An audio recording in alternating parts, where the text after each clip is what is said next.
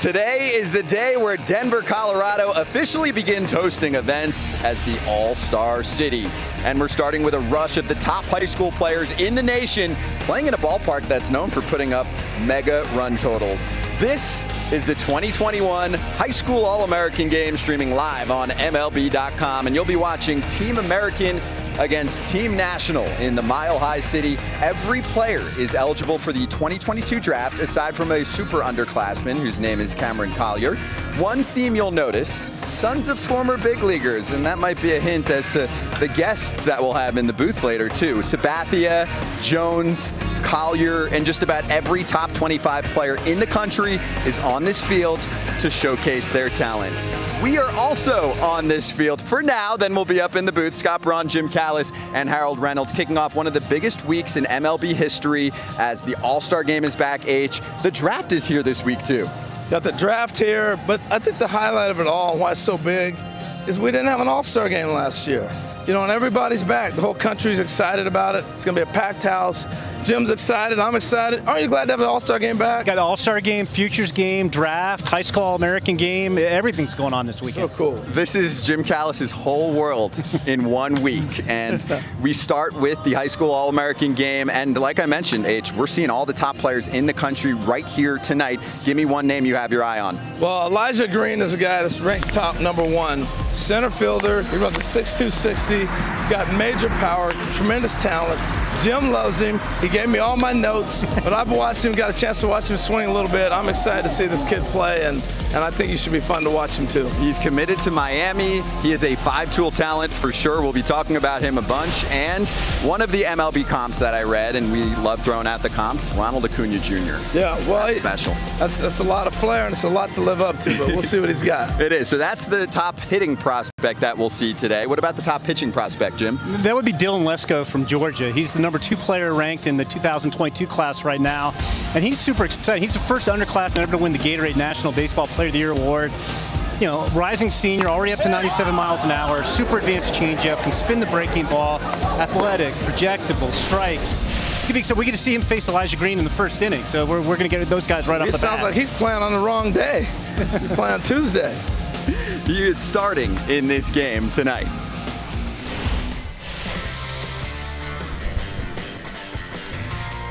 And starting in this game tonight, the Team American first 9 that we'll see this evening in Denver, Colorado. We will play 9 innings, and we have a 1 through 9. Harold Reynolds, that begins with Roman Anthony, and I spy Elijah Green. We'll see him in the first inning in the 3 spot. Yeah, I'm looking forward to it. You know, these games are normally dominated by the pitchers, but we got a nice group of hitters to go up against them. Not that they haven't in the years past, but I tell you, I'm excited to see Elijah Green live and in person.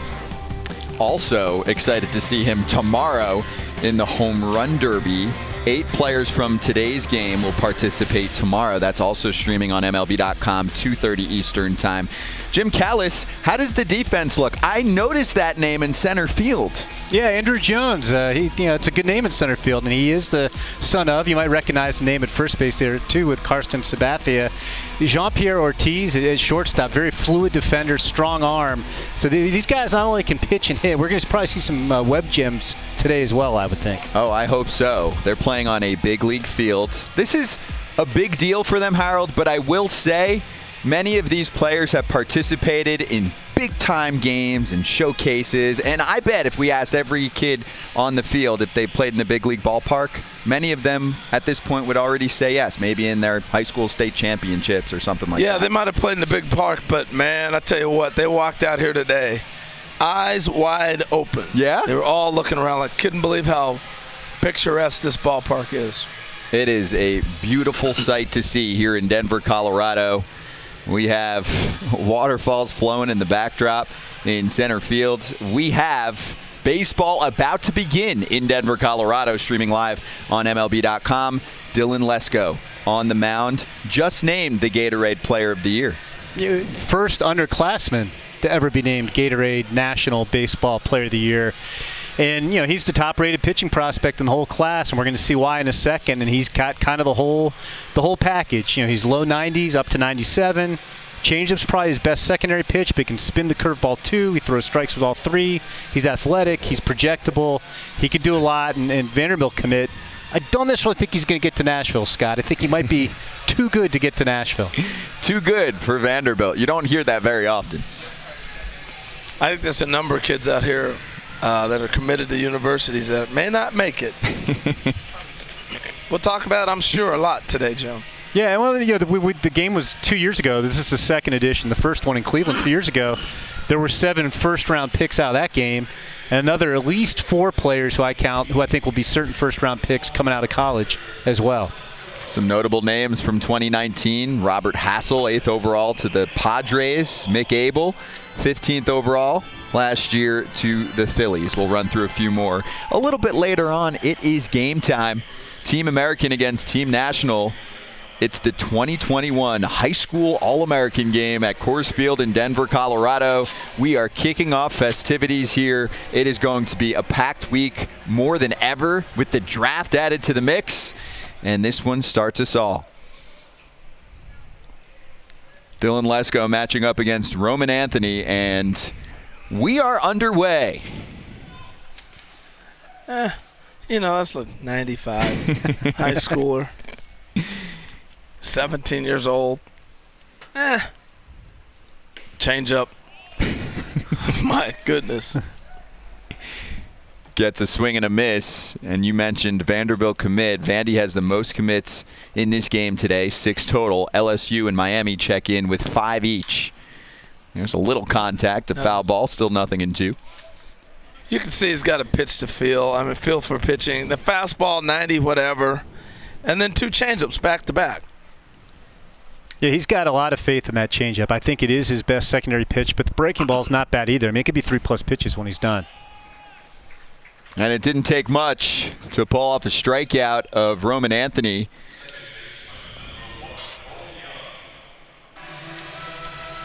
That gets us to Cole Young. Here's the strikeout pitch again. Well, he wanted it up. See the catcher stand up, but it's on the outside half. That's tough to catch up to. I don't care how advanced you are in high school. You don't see guys throwing 97 on the black. You just don't.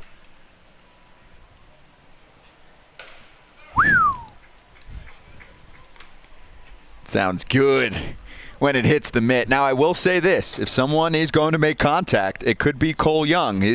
One of his MLB comparisons, Nick Madrigal. Yeah, when I first heard that comparison, I was like, wow, that's a pretty strong comparison because Nick Madrigal went 4th in the draft and got to the big leagues really quickly and was, I think, the best player in college baseball for 2 years at Oregon State. But no, he does kind of fit that mold. The hitting stands out more than anything, but he can run. He's got, maybe enough arm for shortstop, but really good feet. He moves well at shortstop. You wonder a little bit about the power, kind of like Madrigal. So I'll buy that comp. I bought into it the more I dug on it a little bit. A 6', 180 out of Wexford, Pennsylvania, committed to Duke. Well, I watched him stay with his approach during batting practice. During batting practice in an all-star game, everybody's trying to hit the ball into the seats. Especially here. Yeah. But was he? Because Nick Madrigal probably would be the one guy you'll see on a big league field taking BP who doesn't try to go deep with every swing. Yeah, even Magical would be doing that in this deal. Do you think so? Yeah.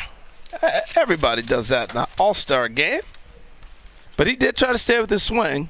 He tried to stay there.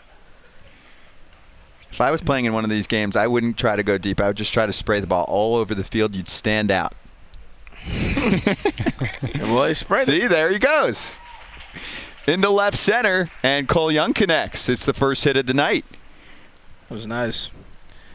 I don't know why they came back with the changeup again, but they did, and he stayed with that little off-speed pitch and flipped it to left field. And if he's trying to hit the ball out of the ballpark and not stay with his swing, he probably overswings. Yep. Well, now we're getting the matchup. We advertised in the beginning, Elijah Green, top-ranked prospect in the 2022 class, now here at the plate, facing Dylan Lesko, the top-rated pitcher in the 2022 class. Well, when I watched Elijah take BP, he kind of just first couple of rounds just letting it go, and then all of a sudden it was like, all right, now you want me to show you what I can really do? It was special.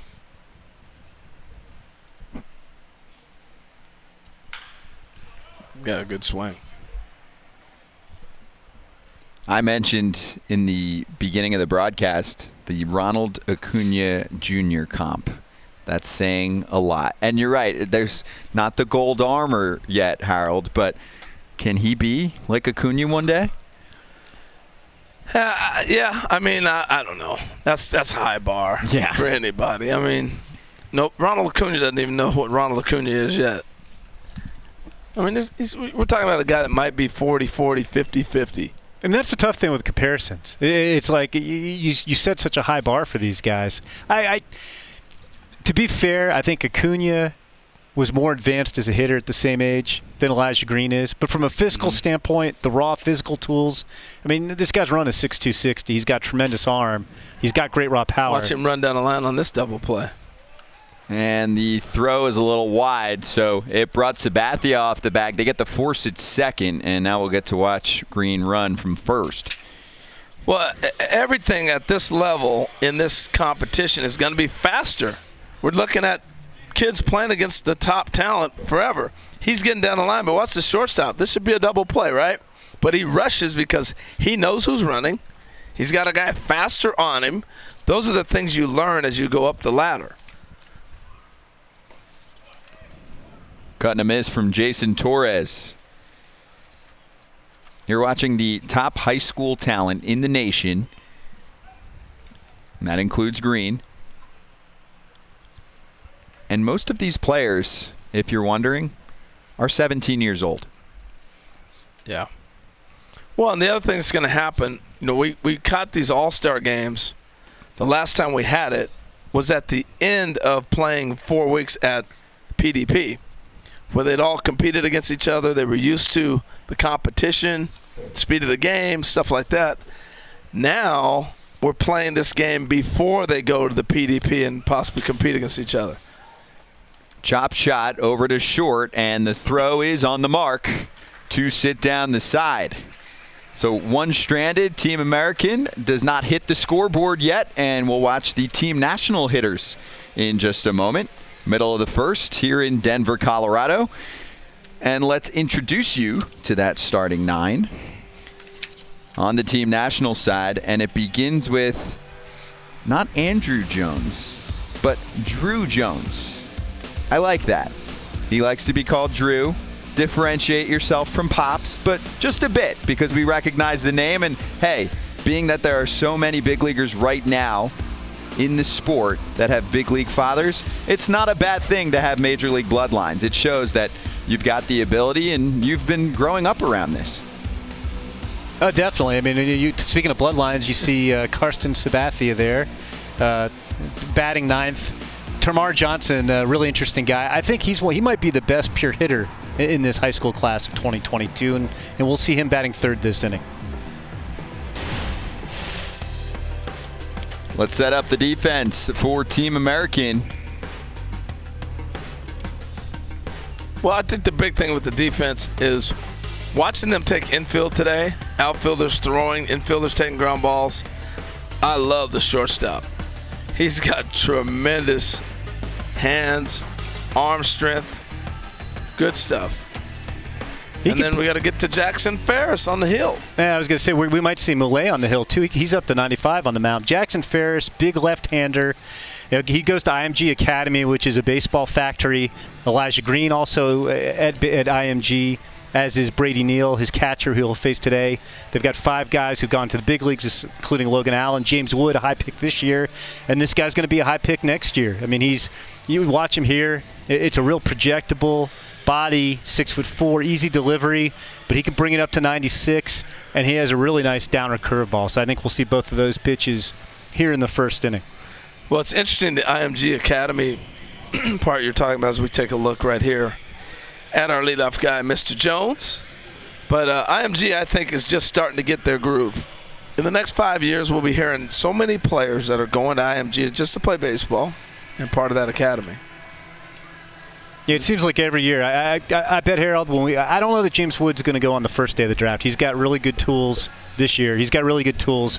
The bat's a little questionable, so he might be more of a day 2 guy. But I'll bet on day 2, when you're kicking back and taking it easy, and Jonathan Mayo and I and Scott are running through 270 picks in rapid fire, there'll probably be 3 or 4 IMG Academy guys drafted.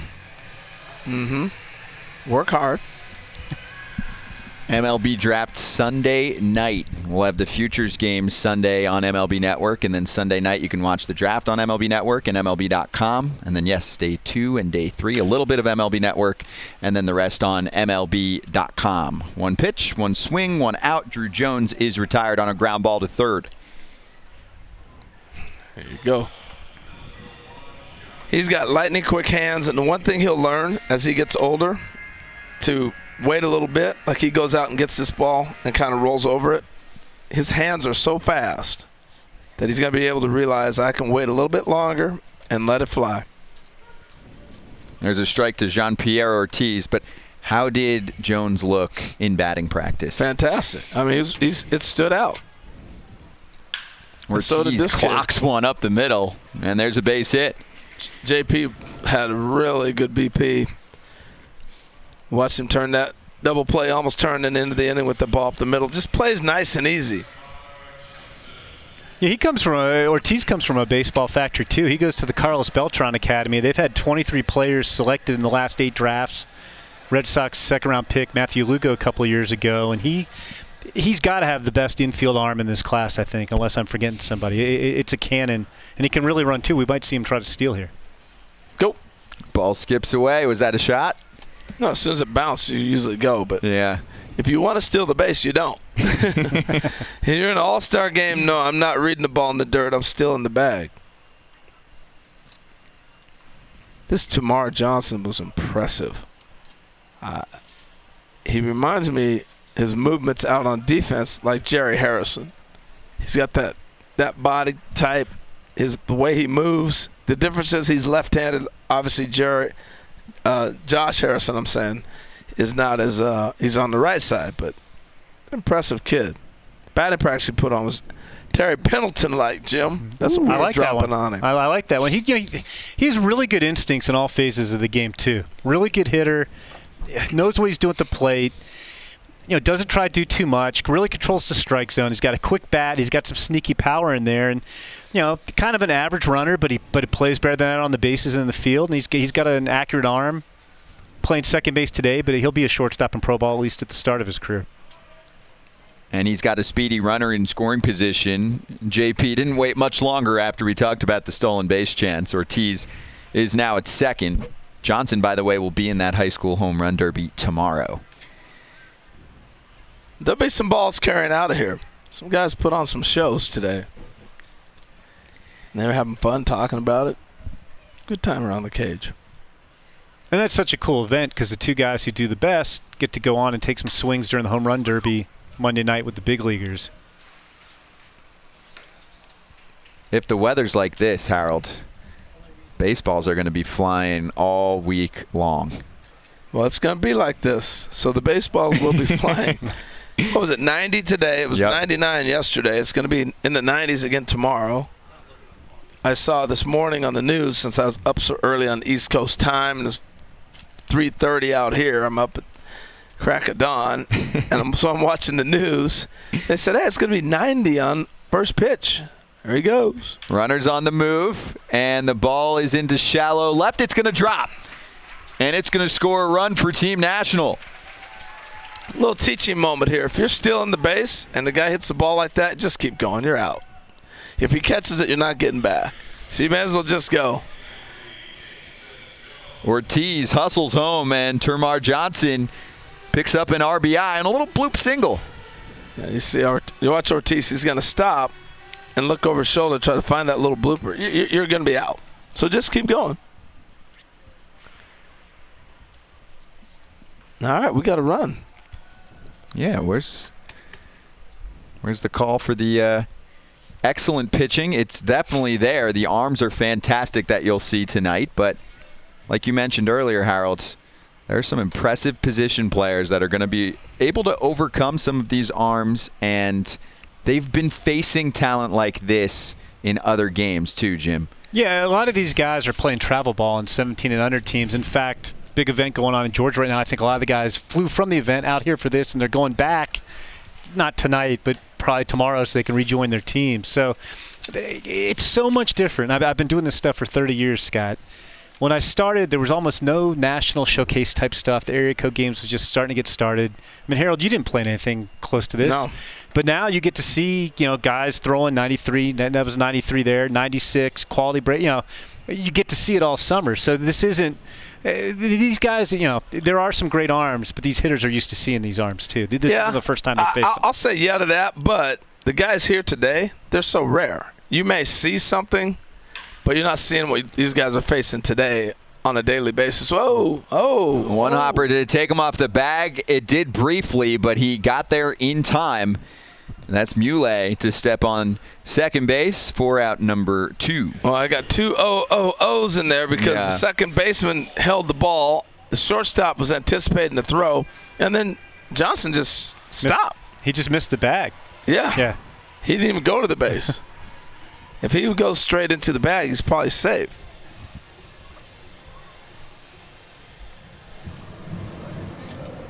So Jason Jones replaces Johnson at first. And that brings us to Malcolm Moore. This guy can hit. He's got some of the best left-handed power in this class. This is your Kirilloff guy from the Twins. Is that what you see? Yeah, a lot. I like that.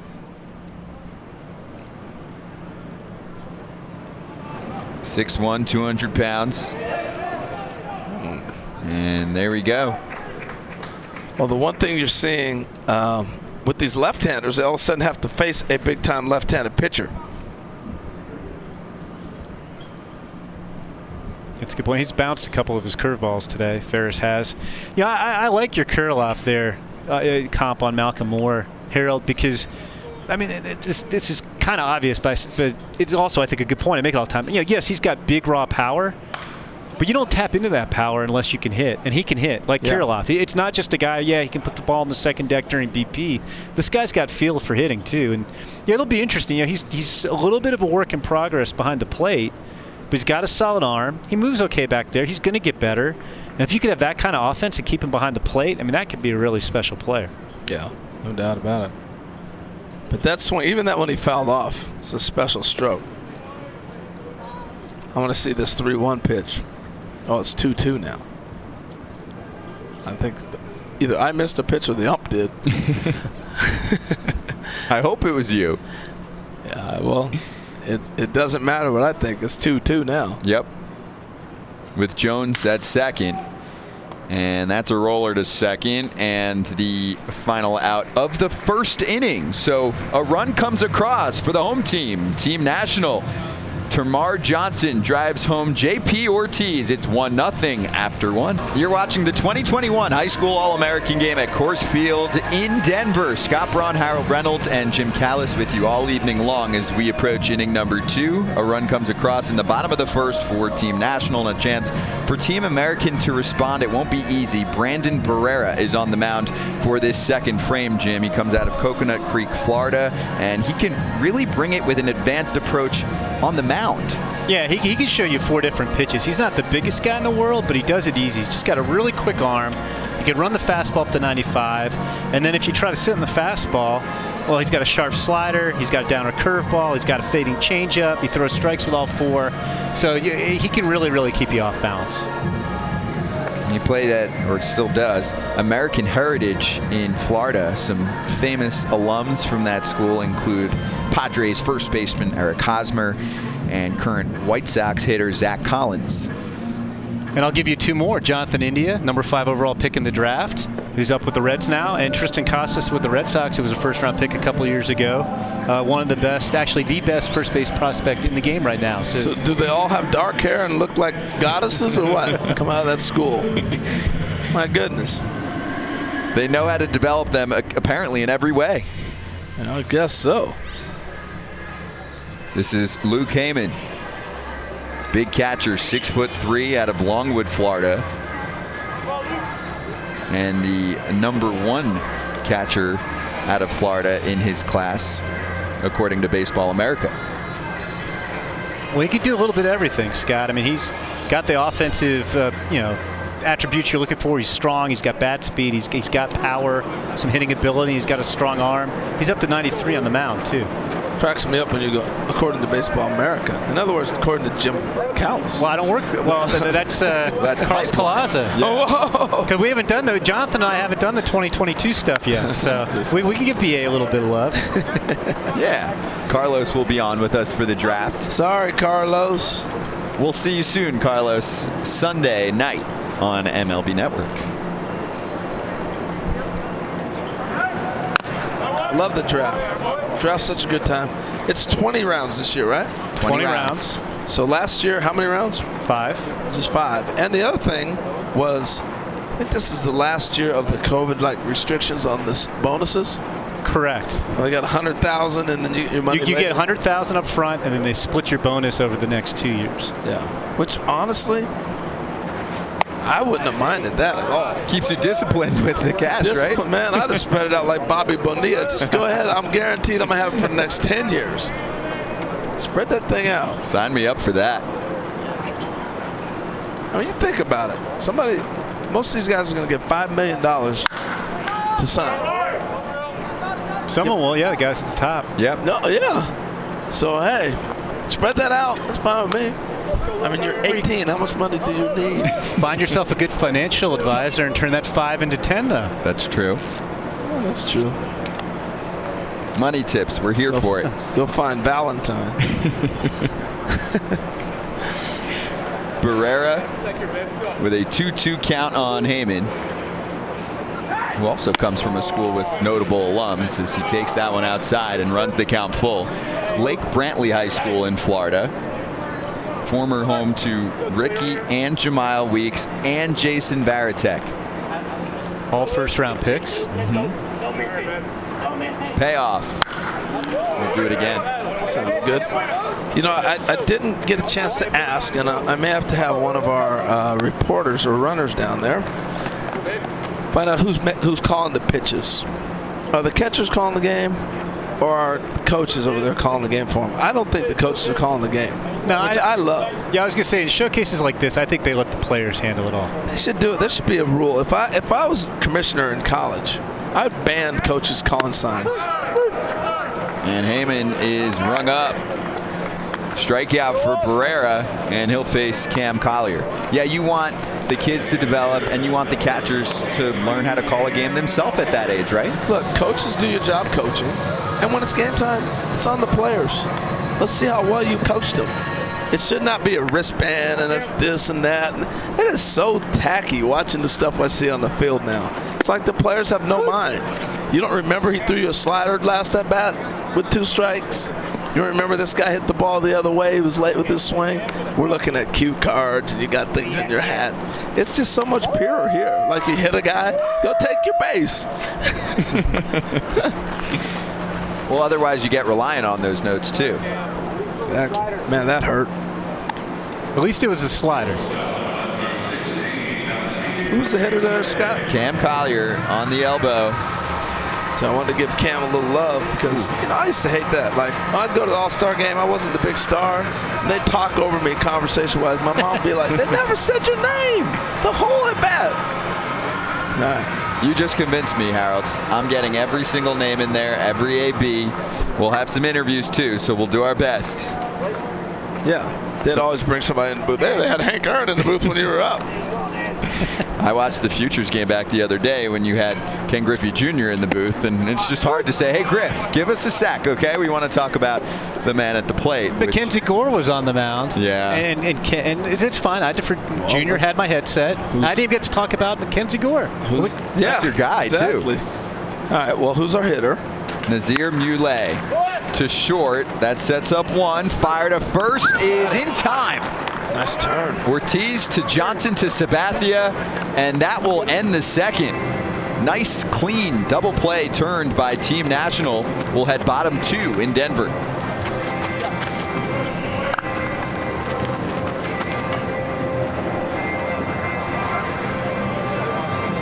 Back in beautiful Denver, Colorado. Let's get over to this second inning here.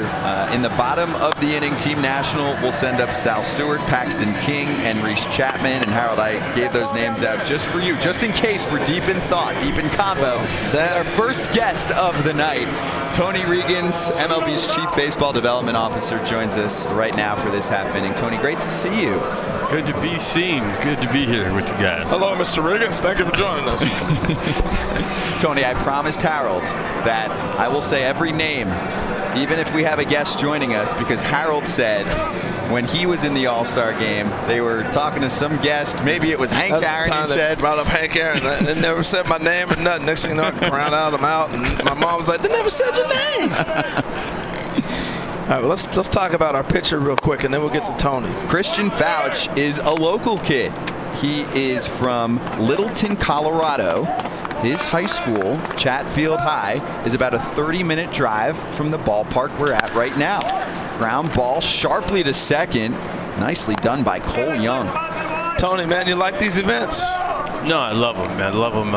You know, this is just part of the process, and these are great athletes, top of their games, best in their class, and to be able to get them in this environment and let them compete against one another is pretty cool. Well, I have to tell you, I'm going to tell on the kids real quick, because I was like, you like those units? They're like, oh, they're sweet. Like, are they letting you keep them? Like, well, we'll take them at the end. I'm like, well, no, you can't. No. The gear, everything, putting it together, you just got to have that solid first-class look. I congratulate you guys on that. And how important it is that? It is. You know, there's other programs out there that you know, that have stepped up their game, and you know, we're the leaders in the industry, and we need to make sure we, you know, are held to a higher standard, and you know, the uniforms that we put together and the swag and all of that is, you know, right up there with the best in class. So, Scott, I'm curious, does Tony Regans come and just chill out, watch a game? I'm executive, I'm watching to make sure all my people are doing their job, or does the scout in him just kind of pop out? I'm curious. What's the answer, Tony? It's different at times, depending on what's going on. I'm kind of managing the situation, and then at times, you know, your background comes into play, and I do a little bit of both. But it's fun just to watch baseball, and to have it taken away last year, and you know, that was tough. So to be able to be back out here and see these kids run around is awesome. Well, this is the inning, at least, Harold, that he gets to hang out and just watch and enjoy and do what we do. Nah, he's more nervous with what I might ask him. Then he can't relax right now. Then that's why I take over the mic for a few. No, but Tony, I think the other rewarding part, I'm sure for you, is that we see a number of players that have been part of the family. Woo! Pick it. What a pick at short. What I tell you? Very nice. What I tell you, Scott Brown, I watched this kid take ground balls during infield, and I was like, he's as advanced as I've seen. He's 17 years old. Watch him attack this ball. You youngsters out there, when you get in between, you attack a hop. He attacks it, flips it with some flair. Watch him flip this ball. Yes. Woo! Pretty, pretty, pretty. You go to an All-Star game, you dream for a play, an opportunity like that. That's pretty cool. You like that? Tony came out of his seats on that. His seat out now. You like that, Tom? Hey, that athleticism played right there, man. What a sweet play by Nazir Muley. And we're going to see him pitch later in the game as well. I'm all about the two-way players, and that's going to be one of the big themes at the All-Star game and the Home Run Derby. So let's see all of these Shohei Ohtani. Get up, get up. That one's over left. Roman Anthony can't find it. Another local kid. Reese Chapman will truck into second base with a double. Wow. Reese out of Aurora, Colorado. Yes, a local kid. Another local kid. I wonder if they faced each other before. Well, I do have to make a switch on the pitcher. Chase Shores on the mound right now. So he's out of Midland, Texas. So he ain't faced Chase. No, it's not Fouch yet. Just had a little number fix. Sorry, Chase. Chase Shores on the mounds. Fastball regularly at 95 miles an hour. He's out of Midland, Texas, committed to Oklahoma State. Picked up 2 outs. One sweet play from his shortstop, and now gives up the double to Reese Chapman. And here comes Karsten CC Sabathia. Big C. Little C, he continues to get better each time we've seen him.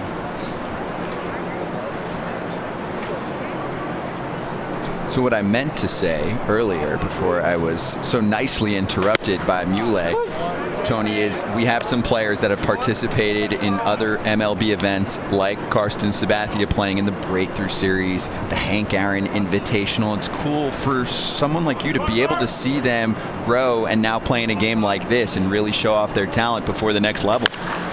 Yeah, that's true. These programs, these guys start to graduate year over year. We've got time, by the way. Okay, no breaks here. We're streaming on MLB.com. Nope. Ground ball out. Sabathia retired. We're going to hit the third inning, but go ahead, Tony. We've got you. No if breaks. You don't mind. Yeah. But guys like Karsten and Cassius, those guys, Cassius, a Compton Academy kid, and Tamar and Cam, you see these guys when they're 12 and 13 years old. You dream about the ball players that they could become if they continue to work at it, and then you fast forward it to this point. It's exciting. It's a lot of names right there. That's pretty fruitful. It is, and it's not a long period of time. And so we talk about the number of African American players at the major league level. It takes time to build, and I think we're doing that. We're building a foundation where we're going to have some quality African American athletes coming up through minor league systems year over year, and hopefully our numbers will improve. So Tony, for some at home that may not know, he was the general manager for the California Anaheim Angels, Los Angeles Angels at Anaheim. And he drafted Mike Trout and Randall Grichuk, who are both having really good big league careers. Obviously, Trout's been a superstar, but Grichuk is really doing what he was dreamed of doing. It takes guys a little bit longer sometimes, but Tony, we talk about Trout all the time. What about Randall Grichuk? What did you see in projecting him out? Power. He worked hard. He was from Texas, and our scout Kevin Ham at the time did a great job with him. And we liked him. We liked him from the very beginning. We knew we were going to take him from a signing bonus standpoint. We knew what it was going to take him. And Trout was the wild card. And just a little side note, Roy Hellenbeck, who was over there coaching first base, was Mike's high school coach. And so I recruited him to come work this game. So I think Roy and I and Mike, I think, will always be connected. The Angels family did a great job. Scott, me and Tony are closer than them guys. When I played for the Angels, Tony was working his way through the organization, and we'd go to In-N-Out Burger every night. Just the two of us. Am I lying? Hey, you always put 20s on it, man. Every time. First we went to In-N-Out one time. Now we're going every night. Well, a little bit more in there. But we had a good time back then. First, it started off with Tony. We go get me something. Yeah, that's right. In-N-Out. That's right. No. That's right. It was. We spent a lot of time together. It was great. Well, they have a great, royalty rewards program there too. That was probably it. We took advantage of that too. Man, that was before everybody in the world knew about In-N-Out Burger. That's you guys made it big, showing up there every night. By the way, apologies earlier. Christian Fauch now on the mound, as we watched in that previous half inning. Nice work from Chase Shores. Get up. That one is just over second. Tamar Johnson gave it a good leaping try, and it's a single for Ethan Petrie. All right. Ethan's like, make sure you got my name right at least. We got him. Well, and we got Fauch too. It's just that we said he was on the mound earlier than usual. So he's out of Littleton, Colorado. There are two players coming from Colorado with a very short commute. Everyone else, for the most part, flying over here. But Fauch on the mound out of Chatfield High School, which also included the twin brothers that we watch so frequently in Major League Baseball nowadays, Taylor and Tyler Rogers, two relievers, also attended that school, which is about half hour away in Littleton, Colorado. We're in Denver. Scott Braun, Tony Regans, Harold Reynolds, and that that throw from catcher Moore sails away, and into second safely is Ethan Petrie. So, You know what I like about that, though? If you're in an all-star game, it's a showcase. Go ahead, take a shot. Now, the hitter is the reason he almost hit the hitter in the nose, because the hitter didn't duck. And so he almost ended up hitting him. But, show off your arm. I'd even see a pick off at second base right here. Just go ahead and show it off. No problem. Ouch. Go get you another piece of lumber, son. Go get another one. That's Caden Martin, whose father is the famous quarterback at Tennessee who replaced Peyton Manning after Manning graduated. Yeah, T. Martin. T was the man. He was a big deal. Yes, he was. He's one of the first black quarterbacks in the SEC that really played at that level. Really impressive. And Caden plays quarterback too, just like his dad, 4-star recruit. And Tony, this is big. He has the choice of football or baseball, and he has opted just for baseball in college. And he is committed to the University of Miami, my alma mater. A lot of Miami commits playing in this game tonight. The journeys are different, and for him to commit to baseball is huge. Obviously, he has athletic ability and can make decisions and choices to do multiple sports, and keeping him on the baseball diamond is very important. You see JP pick this. I mean, we're seeing a clinic for these shortstops.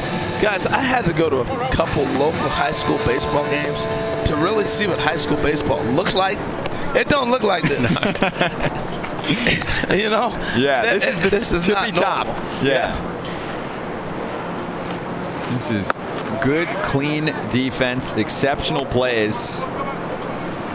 The surface doesn't hurt you either. No, that's kind of nice playing in a big league ballpark. Hey, Tony, over your time now, you've been doing this job at Major League Baseball how many years now? 6. So you look back over the 6 years when you first took the job and they called you and said, hey, we want you to run this and turn this thing around a little bit and add a little more steam to it. When you look back over 6 years, are you where you feel like you thought you might be in 6 years? No, really with the pandemic, I thought pre-pandemic we were starting to build a nice momentum to what we were trying to accomplish, and then the pandemic hit, and being away for that time was tough. So we're kind of getting our feet back under us and starting to regroup, and putting on an event like this is important. We did the Breakthrough Series, and we got the Hank Aaron Invitational. Man, I thought the answer would be yes. But I tell you, I mean, it's not an easy process, and we're trying to build for the future. Yeah. And so, we don't want to just come and be a flash in the pan. We want something that's sustainable and that's going to last, and that is going to grow. And that's what we work toward every day. Well, and we're talking over one of the elite programs right now, but also, for those at home that don't know, Tony is in charge of pitch, hit, and run as well.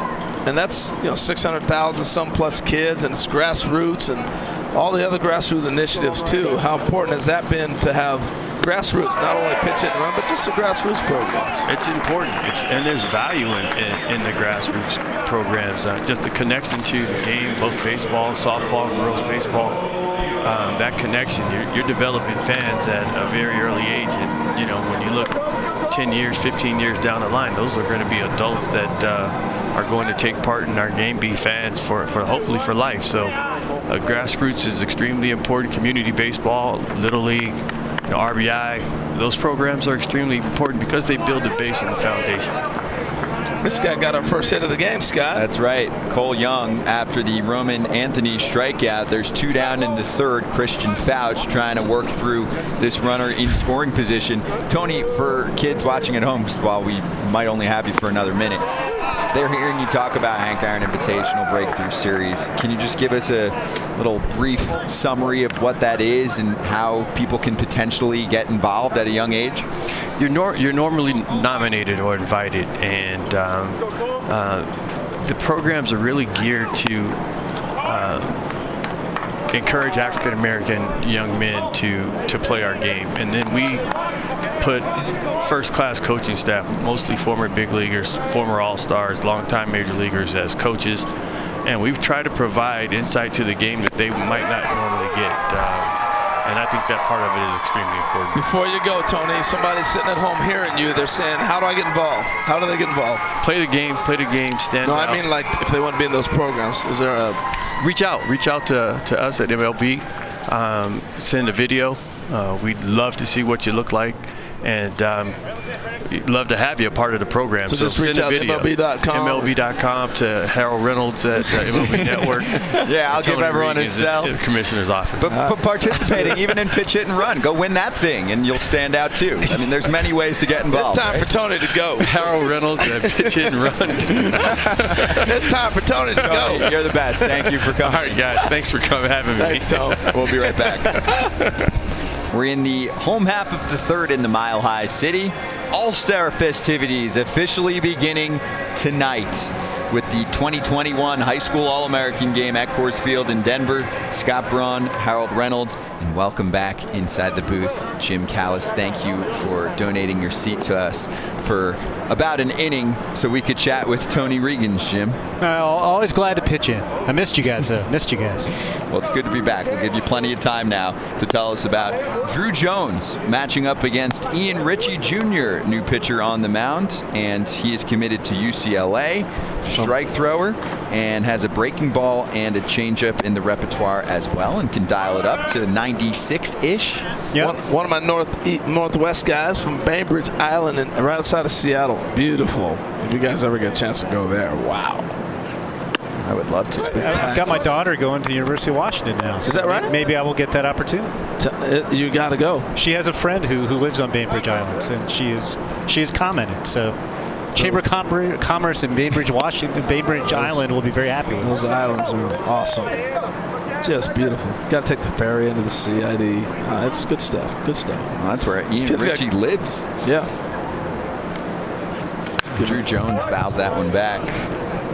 So the son of Andrew Jones at the plate right now.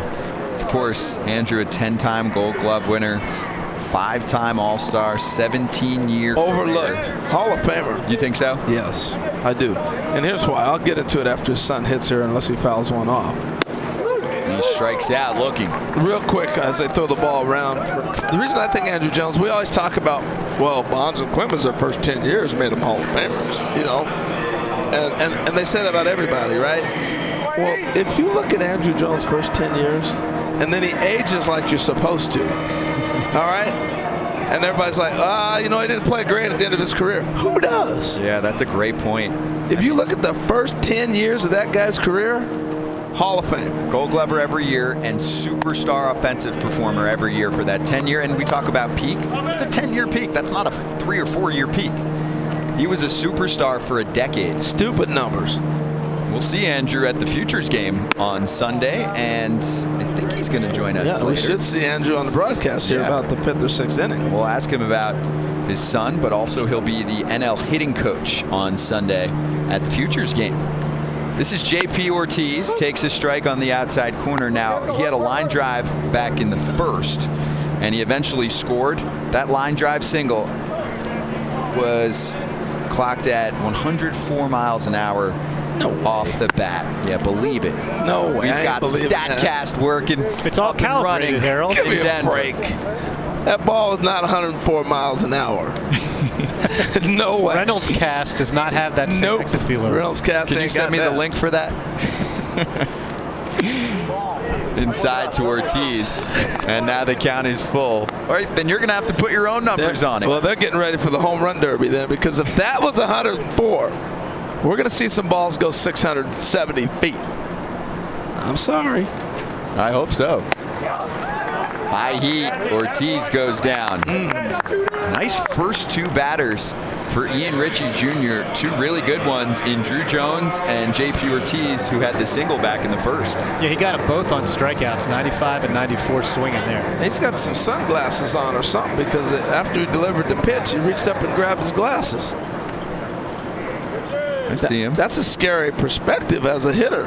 The specs. You see the specs fly off, and you're like, he can't even see. He doesn't know where it's going. I played with a guy. I can't think of his name right now, but it'll come back to me. But he could. Campbell. I couldn't remember his first name right now. So many pitchers I played with. He could not see the signs. So we ended up actually having flaps. Like we kept a full hand to catcher Dave Valley. He touched the inside with some fastball, down the middle or away, because he could not see fingers. And he'd be squinting, and I mean the hitters were like, "What's he looking at?" That's scary. How did he know how to locate if he couldn't see signs? Oh no. It's all about feel. Termarr Johnson fouls that one off weakly to the right side. So, Jim, you like this Termarr Johnson, huh? I do. I think he's one of the better hitters. He might be the best, guy in terms of just pure hitting ability in this class. And like I said, high baseball IQ. I'm a little back and forth. Is it shortstop? Is it second base in the long run? I think he definitely starts off at shortstop. And he connects past third. 2 for 2 so far tonight. We're seeing stuff tonight you'll never see in a big league game. That right there. Shot that ball through that hole like Tony Gwynn. That takes you back. I love it. Oh, so pure. And it's great to see at this age that they haven't forgotten to use the left side of the field. So what changes from that over the next few years to watching the big all or nothing swings? It's what they start paying guys for. And it's all about organizations teaching guys this is what you want to do. Hopefully we'll see a turn in the game. I think we're turning the page a little bit. With the sticky stuff. I know people hate talking about it, hearing about it, but that changed the offense, and I think it changes the swings as well. And I don't know. It comes down to the front office. If your front office wants to play baseball like that, then they'll pay guys. If they're not, if your players are going to do what they get paid for, and if you only get paid to hit 30 home runs, that's what you're going to do. That's why this whole batting average doesn't matter. Batting average changed the game. Because, man, every player, you ask these guys what their batting average is, first one thing they will say. At every level. Hit players know what their batting averages are. But do they know what their exit velocity is now, too? They know that a little bit. Yeah. It matters at certain times, but you don't have to hit a ball. We say it's got to be 90 miles an hour or better. Well, I'm sorry. There's a lot of balls that aren't hitting 90 miles an hour and it'll be in a base hit. Our first hit from Mr. Johnson himself, who's right now leading candidate for the MVP, by the way, 2 knocks and a game and drove in a run. His first one it's probably 80 miles an hour. Yeah, a little bloop shot. Yeah. Drove in a run with 2 outs. Don't get me started. We've got time. 0-2. Hard struck. What are you doing over there? Cole Young puts him away. The ball found him. And the side is retired. Ian Ritchie Jr. does a nice job striking out a couple, stranding a runner. We've played 3 in Denver. Team National has a run. Team American held scoreless for now. Back in Denver, Colorado, and ready to watch Noah Schultz take the mound. We're in the top of the 4th inning. Team National so far tonight with 1 run and a chance for more, but they go up against really a daunting figure on the mound, Jim Callis. He is listed at 6'9". Yeah, I don't think this would be very fun to hit against if you're a left-handed hitter. And it's kind of a lower slot too, so it's gonna, if you're a lefty, it's gonna feel like it's coming from way behind you. Yeah, he usually pitches kind of around 88, 89 with a lot of life on the pitch coming from that angle. Oh, you said lower slot. You didn't say Noah slot. No, I did not. And he's got to say his breaking ball could be consistent, but when it's on, it's one of those real nasty horizontal sliders. That's tough. So it'll be interesting to see how these guys fare against him. Although Elijah Green, batting right-handed, will get a good look at it. Well, you just, I mean, the minute you're that tall, we get another look out here as defensive replacements are starting to come in. Yes, they are. That's the fun part for us. It's a young man from Pennsylvania out there. And there's Andrew Jones, who's moved from center now over to left field, I believe. And there's Schultz. I'll tell you what, with Schultz, I mean, immediately you think about Randy Johnson, right? Anytime you see somebody tall, left-hander, Andrew Miller, Randy Johnson, that type of stuff, it takes a little while to develop them because they have so many moving parts. He's really smooth for his age.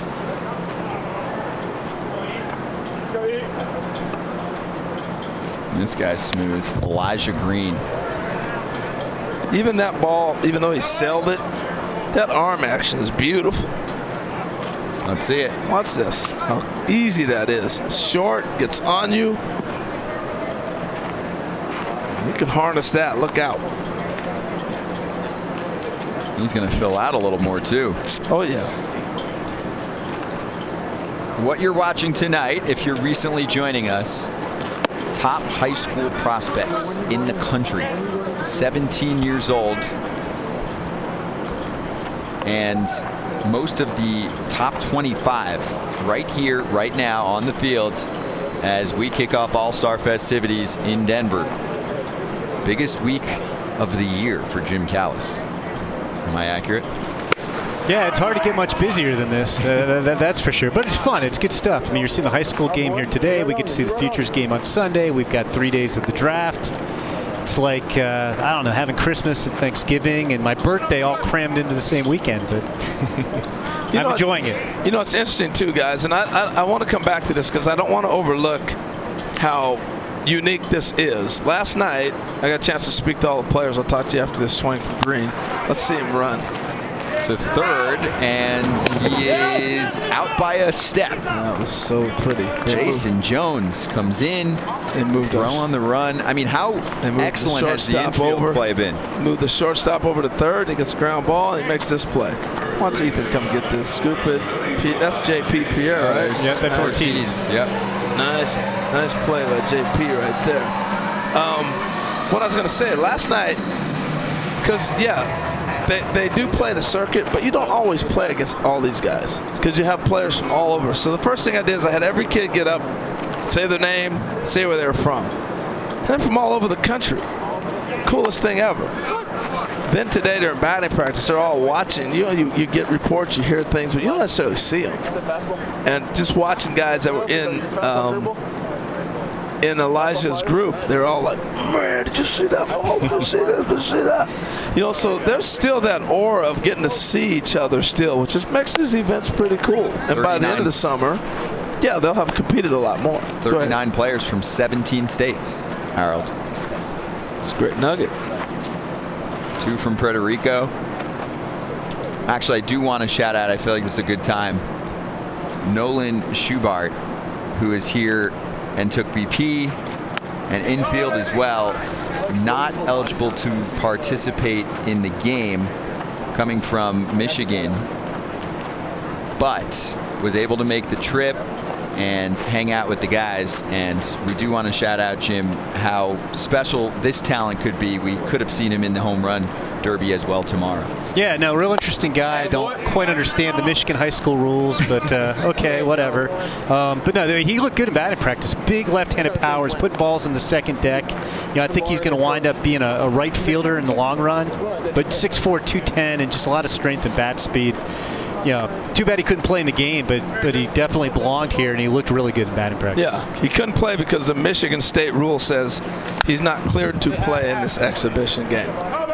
That's just each state law. That's the challenge of putting together events at the amateur level. You have to get permission from each state to allow the players to play. And so that's why you have the participation with USA Baseball and Major League Baseball, because USA Baseball is actually building for an Olympic team or whatever it might be, or youth travel, world games and stuff like that. So that's why you can do that. And also, you mentioned earlier the PDP League. There is a nice opposite field knock from Jason Torres. He's a one-out base runner for Team American. Just want to mention, though, the PDP League, the Player Development League, which back in 2019, we had that league, which then was narrowed down to figure out who would be playing in this game. We'll reverse it this time. We're going to see many of these guys in late July in the PDP League. Yeah, the PDP starts with 80 players, 4 teams, 20 players on a team. And then they dwindled down to 40 players that came and participated at the All-Star game in Cleveland. And so, yes, we're doing it reverse this time around, which is cool. They're all here. Post-pandemic, we're just happy to be on the field. We're yet to see somebody pull a ball for a base hit, right? We've seen a lot of opposite field hitting. Just tells you the velocity of these pitchers, and even though these guys may be the top hitters in the country, you're not seeing 95 from everybody. You know, you're still hoping you don't see that in a playoff. Well, what makes Schultz so tough to hit, even for these right-handers, is that angle. It's like he gets under the ball. The way he releases it, he's got the great induced vertical break where the ball just does not drop that much from where he releases to where it gets to the plate, and it messes you up. You think it feels like it's rising because it's not dropping like a typical fastball does. Well, I think that's his money right there. Because the one you're describing, as you get older, all you're doing against a guy like this is you're looking for a ball down. Right. So he's going to get, if he does no plane that doesn't drop, he's going to get hurt with that. Right. He's got to keep that one right there that had a little 12-6 movement. That's the one that's going to,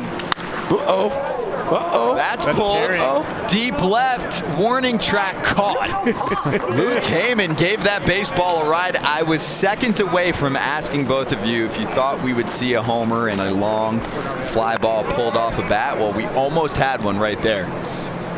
Yes, he did. So now we have Cameron Collier coming up, who Harold lamented. We didn't get to talk about him, and Harold lamented his own experiences. So we should talk about him. He's the one player in this game who's not eligible for next year's draft, but he projects, and it's early, we'll see how it holds up, but he projects as a top 10 pick in the 2023 draft. Actually, when I was at the Combine, Harold, I ran into a scout I know, and I think Luke Collier was there, and the scout told me, he's like, hey, Luke's got a kid who's going to be really good in a couple of years, and here he is right now. That ball's off the plate. You know, watching the College World Series this year, the only thing I ask, bring the ball back over the plate. You know, you can go. I'd rather go high and low instead of off. You know, so if there's any NC2A or amateur listening out there, just bring the ball back over the plate. You can go up and down all you want, but we're calling balls in the other batter's box, and that's not what hitters are looking to do. Shrink the width. There was a lot of that in the games you'd watch on TV, you know, in the World Series and the Super Regions. Now you get a swing like that. That ball's not a strike. Now you've taken them out of their strike zone of what they're trained to do. It ruins the at-bat for the hitter, right? Oh, absolutely. And if you're smart as a pitcher, I go back out there all day long if you keep getting that. And, I mean, it's the Tom Glavine strike zone. It's not fair. Well, you're tempting me again to give out your number, but I'm going to hold back for now. Collier watches that one. It's 2-2. So, Jim, I didn't mean to cut Collier off. So this guy's going to be a junior. He's not going to be a senior. Correct. He's only 16 years old. Wow. So he just started driving. Wow. And he trains like a big leaguer. So he is the son of 8-year MLB veteran Lou Collier. During the pandemic last summer, he trained with his dad and former Braves outfielder Marquise Grissom. Also, he trained alongside some Braves prospects, Michael Harris and Marquise Grissom Jr. And Nick Markakis was even participating in the training with that group. So how about that preparation when you're at that point, 15 years old, and you're playing with MLB veterans and also future MLB players in the Braves system? Now, I can guarantee you this. He's never seen a 6'9" lefty throwing like this guy. I mean, that's You don't think challenge. Luke Collier brought in Randy Johnson for some workouts during the summer? Runners going, swing and a miss. Wow, that was an impressive inning. Nothing to feel bad about on that young man. That's a dirty AB right there. Noah Schultz picks up the strikeout. There it is. Tough to see it. Jason Torres almost connected for a home run for Team American. Instead, they're still being held scoreless. It's 1-0 National as we hit the home fourth in a moment. Last of the fourth, Team National 1, Team American nothing, and Scott Braun, Jim Callis, Harold Reynolds with you for the night, calling the 2021 High School All-American game at Coors Field in Denver. We're up in the booth. The coaches down on the field for Team AL, it's Clint Barmas, the former Colorado infielder, and former Rockies and Pirates manager Clint Hurdle joining us, the manager of Team National. Clint, can you hear us? And if so, welcome aboard. Thanks for hanging with us for this half. I can hear you fine. Thank you. It's good to be here. Guess he can hear us, but we can't hear you, Clint. Uh-oh. We're working on your audio, buddy. Working on the audio for Clint. So while they're Don't fixing hear him that, yet. let me tell you guys, Clint Hurdle not only was an outstanding manager and fun to be around and gets it, he's one of the best hitting coaches I think has ever come around. I mean, he was an amazing hitting coach. And I want to ask him a little bit about that when we get a chance to hear from him, because he had some great hitters here in Colorado. He was a hitting coach there, hitting coach in Texas. really dealt with a lot of great hitters. Jim, did you ever see Clint Hurdle play? Did you cover him? I'm not that old. Come on. He was drafted in 75. I was born in 67. No knock on Clint, but I haven't been covering prospects quite that long. And he can hear us. I remember. I know. I just realized that. But I remember watching him play when he was on the Royals. I had the Sports Illustrated with Clint Hurdle on the cover. Oh, yeah. Big time. Let's talk about Robbie Snelling for 1 second while they work on Clint's audio here. Super interesting guy. Just saw a strikeout there on a 94-mile-an-hour fastball. Watch this replay right on the outer half. But he's interesting. He's got a downer curveball, feel for changeup too. But that's not all. We're going to see him in the home run derby, even though he's a pitcher. Yes. And he's a 4-star linebacker recruit, so don't make him mad. And he does not know where he's going to school yet, and everybody wants him. He says he has, get this, 27 scholarship offers. For football. For football. So if he hits you, do not charge them out. No. He will take you down. He is a big, strong kid. Man. Apparently was offered a scholarship all the way back in 7th grade by the University of Arizona. They were trying to hop through and beat everyone to the punch, but he is still taking his time. I got to see if Oregon's on that list. Shoot. They are. I have them on the list. That's on here, yes. See if Harold done that, he would have been working the recruiting. Exactly. I stay away from violations. No. I love my field pass. I love my field pass. I leave that stuff alone. Yes. Harold will talk to you once you're at the school, okay? And that is, did he go around on the swing there? I've taken that to such an extreme. You know the kid that's coming into Clemson, the quarterback now, that's following Lawrence. Trevor Lawrence, yeah. I can't think of his name right now, the Hawaiian kid. He was on a recruiting trip at Oregon, and he was a baseball player in California. Ball's hit. The second baseman is killing him over there. Gobbled up by Cole Young for out number 2. He's standing in the right spot today. I wonder who did their advanced scouting. Who did their sabermetrics on that? It's all in his head too, right? There's no cards. No. He put himself in the right position multiple times so far tonight, and those are some hot shots. Let these guys play. So anyway, I can't think of the guy's name. It's killing me right now. We'll get it for you. So research is on it. He was there on a recruiting trip to Oregon. And I happened to be at the game that day. And he's like, Harold Reynolds. He was a baseball player. Can I take a picture with you, me and my dad and my brother? And I was like, That's why he went to Clemson. We can't do that. That's why he went to Clemson. I think he cited that in an interview. Harold big leagued him. He thought Harold was big leaguing him, so he went to Clemson, or he would have been a Duck otherwise. Look at that. Harold's just trying to play by the rules, and it cost him. I'm like, oh, well, he can go to Clemson. I'm keeping my field pass. Well, maybe you'll get Snelling, who is out of Reno, Nevada. We're watching him pick up 2 quick outs so far of Malcolm Moore and Sal Stewart. This is Paxton Kling with those long locks. Yeah. I asked Paxton when was the last time he had a haircut. He goes, trim or a haircut? I go, no. When was the last time it was like short? He goes, maybe 6th grade? This is his look, and that's his swing. Into right it goes for a 2-out single. And it was funny. During BP today, I was talking with him, and he's like, I'm not getting into all this trying to hit the ball out of the ballpark stuff. I'm staying with my swing. I got to get some hits. Well, there it goes. Paid off. Look at that's a pretty stroke, man. Pretty hammer. I told him, keep your hair. That's your identity. That's your signature. We'll all know who you are when we see the hair. And he can really run, so if he takes off for second base, it'll be flowing behind him. It'll look great. Perfect. He needs to try to steal here. But what do I know? I told Jacob DeGrom do the same thing. I have a hair comp. I think they still know who he is. Yeah, DeGrom, I think it works for him, whatever he's doing. But the only other player I could think of in the bigs right now with hair like that as a position player, Travis Jankowski comes to mind. Yeah. See that flow going. There's a couple guys. Who's the other guy that's always bouncing around everywhere? Ben Gamel? Gamel. And then you got a guy from that used to be at the Astros. He's now left-hand hitter. I can't think of anybody's name today. It's a good thing I'm not really on TV right now. Just on MLB.com, streaming all night long. That's pulled foul down the line by Reese Chapman. By the way, I did get that quarterback name for you, but good luck pronouncing it.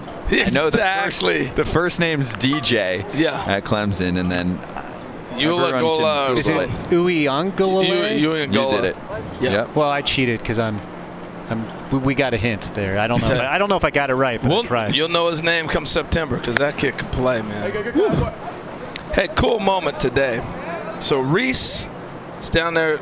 He's local from here, right? So he's got like 50 people at the game. So I'm like, come on down here. They're like, no. Come on down, take a picture. This is once in a lifetime. So I take a picture with him and his family and everybody. Security guard's like, at least you didn't get me in trouble. It was you. But I did that, and then I took a picture of him taking BP, and Clint Hurdle was talking to him. Pitch out. And he is out. Money throw from Luke Heyman. We've seen some really sweet defense tonight from both sides. That's Paxton Kling. We saw the long locks moving their way to second, but not in time. The exchange, the throw, here it is one more time. Heyman hooking up with Muley. Nice tag, too. A little flair. I love it. From the top high school talent in the nation, the 2021 High School All-American game continues in a moment. We climb into the 5th inning in Denver, Colorado as we begin All-Star festivities on a Friday night, the 2021 High School All-American game, the second edition, as we saw it go down in 2019 in Cleveland, Ohio. And now we play this game again in 2021 with some of the top U.S.-based high school baseball prospects getting ready for the 2022 draft. 39 players from 17 states. We have many major league bloodlines involved as well. Scott Braun, Jim Callis, Harold Reynolds, and you're looking at Andrew Dukanich. Let's go, Nas. A Vanderbilt commit. Actually threw a no-hitter in the Marion County Championship game this spring. He's out of Indianapolis, Indiana, and he's working against Muley, Petrie, and Martin in the 5th. I'm telling you right now, Muley is going to be a star in this group. He stands out. He stands out. I mean, just a sweat. He's just a player. The way he does it defensively, how he put his batting gloves on, walks up. There's a swag. As Buck Showalter would say, he's got a great face. And look at his body. You know, there's so many things that can tell you about a player. That ball was out to him. You think that was wide? To him it was. Yeah. Oh, to him, yeah. To him. He didn't like it. 2 strikes against him. We'll see how his 2-strike approach looks. He's out of Patterson, New Jersey. Yeah, I got to get in touch with this kid when we get back home. And you know Patterson is the site of Hinchcliffe Stadium, which Harold... Hinchcliffe, yes. And he strikes out. Nice pitch from Dukanich. Yeah. Patterson, New Jersey, home of Joe Clark, too. Just passed away this year. East Side High. Very East Side. Remember that? Lean on Me? I don't. You're too young. Did you see Lean on Me, Jim? I know the movie, yep. Thank you. Okay. I don't Joe know Clark. Took me a second to catch on there. With his bat. Yep. Okay, so Patterson, New Jersey is also the home of Larry Dolby. And Hinchcliffe Stadium, for anyone unaware, is one of the last remaining Negro League ballparks. And Harold, I know you've done some features there too. Yeah, it's actually it's going to have a $70 million renovation that's already started. It'll be ready in about 3 years, and it's going to be spectacular.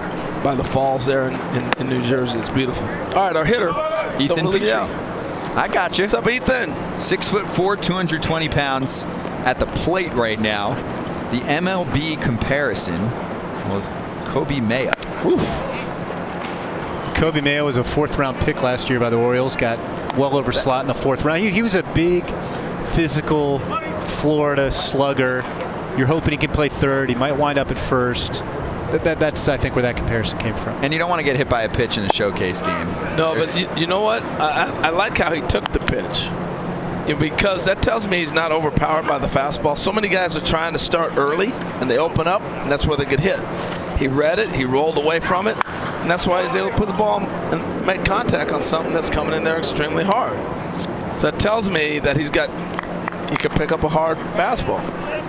Also, when I mentioned Kobe Mayo as the MLB comparison, I'm looking at my notes going, MILB comparison. Mayo's not in the big leagues yet. And neither is Petrie. He's down on strikes. The 2 punch-outs for Dukanich so far. What do you think of Dukanich, Jim? I like him. He's been throwing 93, 95. That looked like kind of a cutter right there, about 86. Looking pretty good. Another Vanderbilt recruit. So if Kumar Rock, you're away. Well, they're going to need to reshuffle the rotation pretty soon. They'll have to wait. Harold calls their name on Sunday night. That's true. They aren't going to have Jack Leiter and Kumar Rocker for much longer. They're going to have to wait a year for Dukanich, unless MLB intervenes and drafts him a year from now. That's right. Yeah, we're going to see. Caden Martin.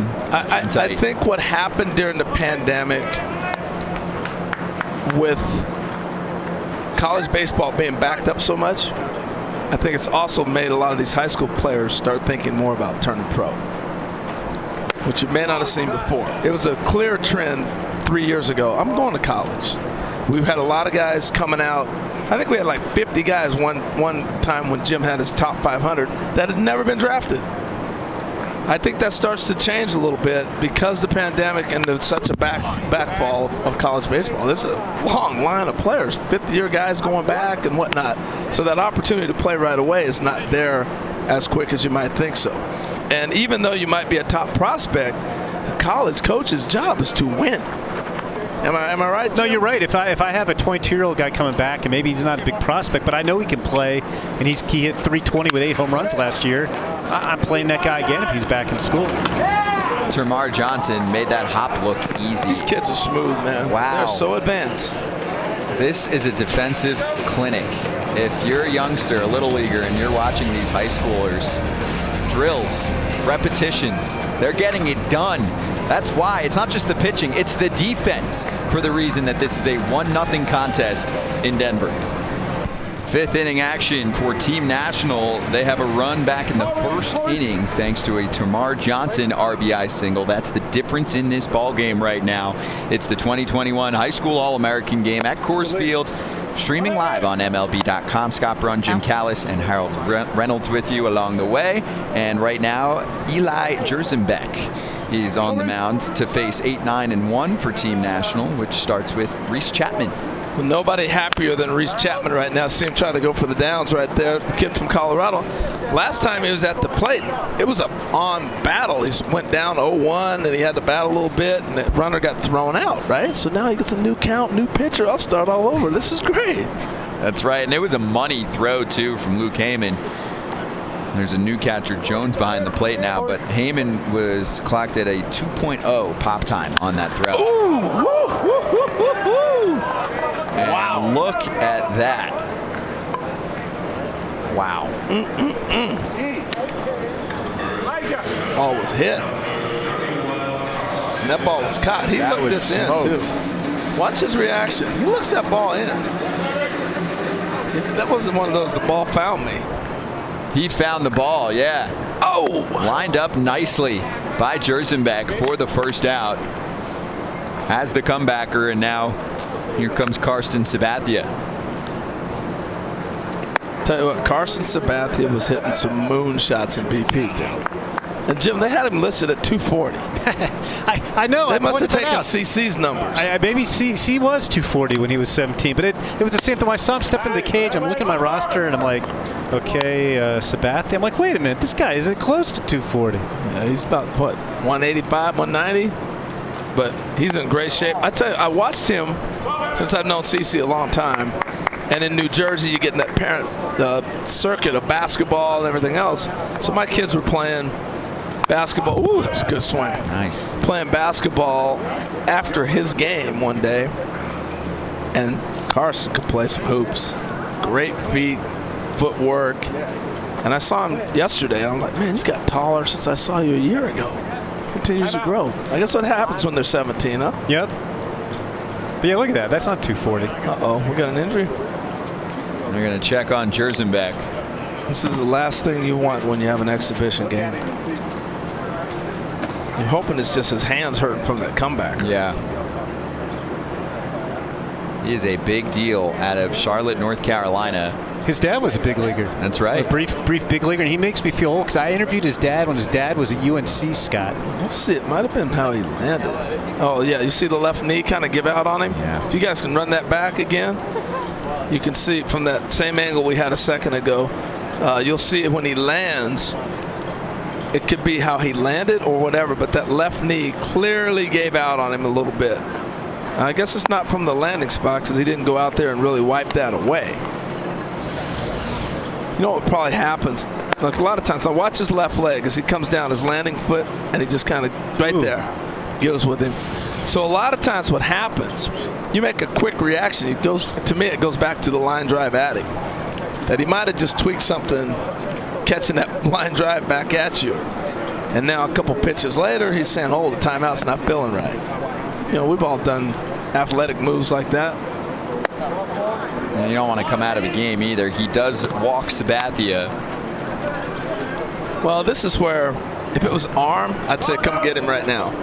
But even landing can cause an arm injury if you're not landing properly. You know, so at this point in time, you really keep an eye on him and just say, hey, it's been great, but we want to make sure you're healthy. And you just go get him.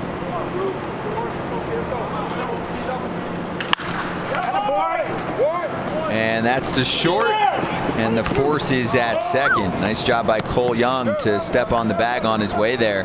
Gets the footwork down. Well, and the tough thing about being in an all-star game or anything like that is you haven't worked with this other player.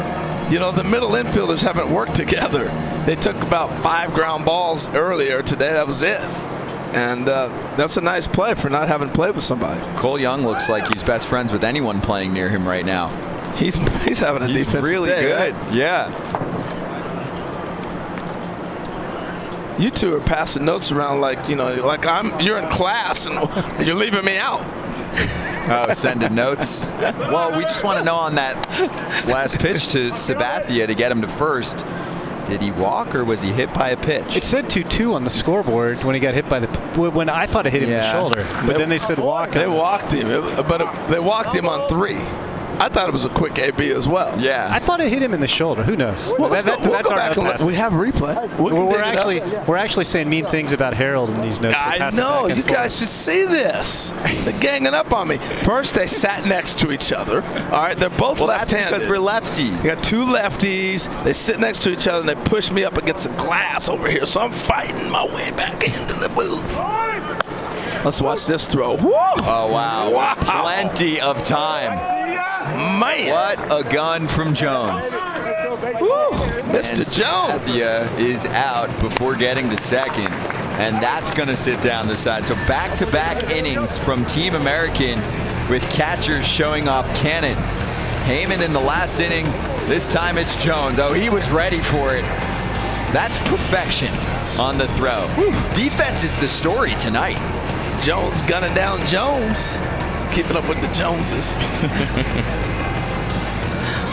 Top 6 in Denver. It's the 2021 High School All-American game at Coors Field. And joining us now in this 6th inning, the great Andrew Jones down on the field. Andrew, can you hear us? I can hear you guys perfect. Oh, right. Yeah, we got him. And where are you right now, Andrew? What dugout? I'm on the national dugout. Awesome. Well, thank you for joining us. I also mentioned earlier how you're going to be the hitting coach for the National League side at the Futures game on Sundays. So first off, tell us what that's going to be like and also what this experience is like watching your son Drew play in this showcase game. Well, first of all, thank you for having me on air.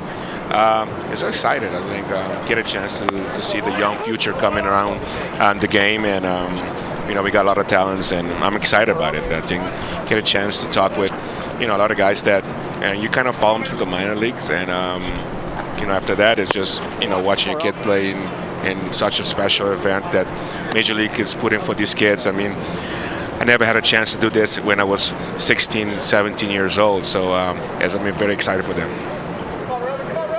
He looks impressive. Harold watched him in BP, and right now Aiden Moffitt looks really good on the mound. Look at that high heat. He strikes out Roman Anthony for the first out in the 6th. I know Harold's going to be wondering before you get to him, Harold, how we're going to say his name one day in the big leagues. Are we going to call him Drew?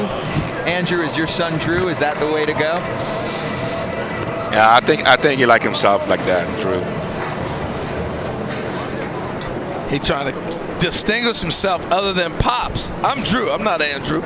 Andrew. You were Andrew, Yeah. then you were Andrew. What are you now? I'm just Andrew. He need to make his name for himself. I don't think he will be as good as I am though. Hey, so we okay. Hey, I was gonna say we're seeing so many guys that you played against and played with, whose sons are now in the big leagues.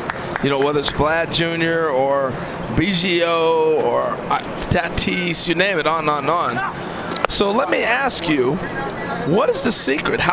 What is the secret to having a son coming up that has the talent your son does and being a former major leaguer? What's the secret? Well, be honest with you, I don't think it's a secret. I think, you know, them being grown around the field, grown around the game, and wanted to do it and follow the footstep of, you know, their idols or their parents. But you know, it's tough, to be honest with you. I mean, there's so much pressure on them to follow a major league star or a major league baseball player footsteps. So you know, a lot of respect to all those kids that is in the big league right now and doing like the Tatis, Vladimir, Biggio, Bichette, all those kids that their dad was a superstar in the big league, and then going out there and following their step and trying to be their own self. So it's a lot of pressure, but I'm very proud of what he's doing and stuff that he's going about his business. Do you work with him? What do you teach him, or do you just leave him alone, let him play? I just leave him alone. I try and tell him nothing. I just go out there, have fun. I mean, he's still young. I mean, you're probably a year away of trying to, you know, chasing your dreams. So just go out there, have fun, and you know, if you have any questions, just come and ask me. I feel for Aiden Moffitt right now, Andrew, as we're having our deep combo with you about your son, Drew. He's losing his cap, H, on every pitch. We need a bigger cap for Mr. Moffitt. It's got to be affecting him too, because you're thinking about each time you got to go there and pick it back up. You may as well just take it off. Yeah, can we do that? It's an exhibition, H. Just yell down and tell him leave it. No, that thing's I think coming he just off. got to Look cut at it. his He hair just off. kind of set it up there. He just got too much hair right there.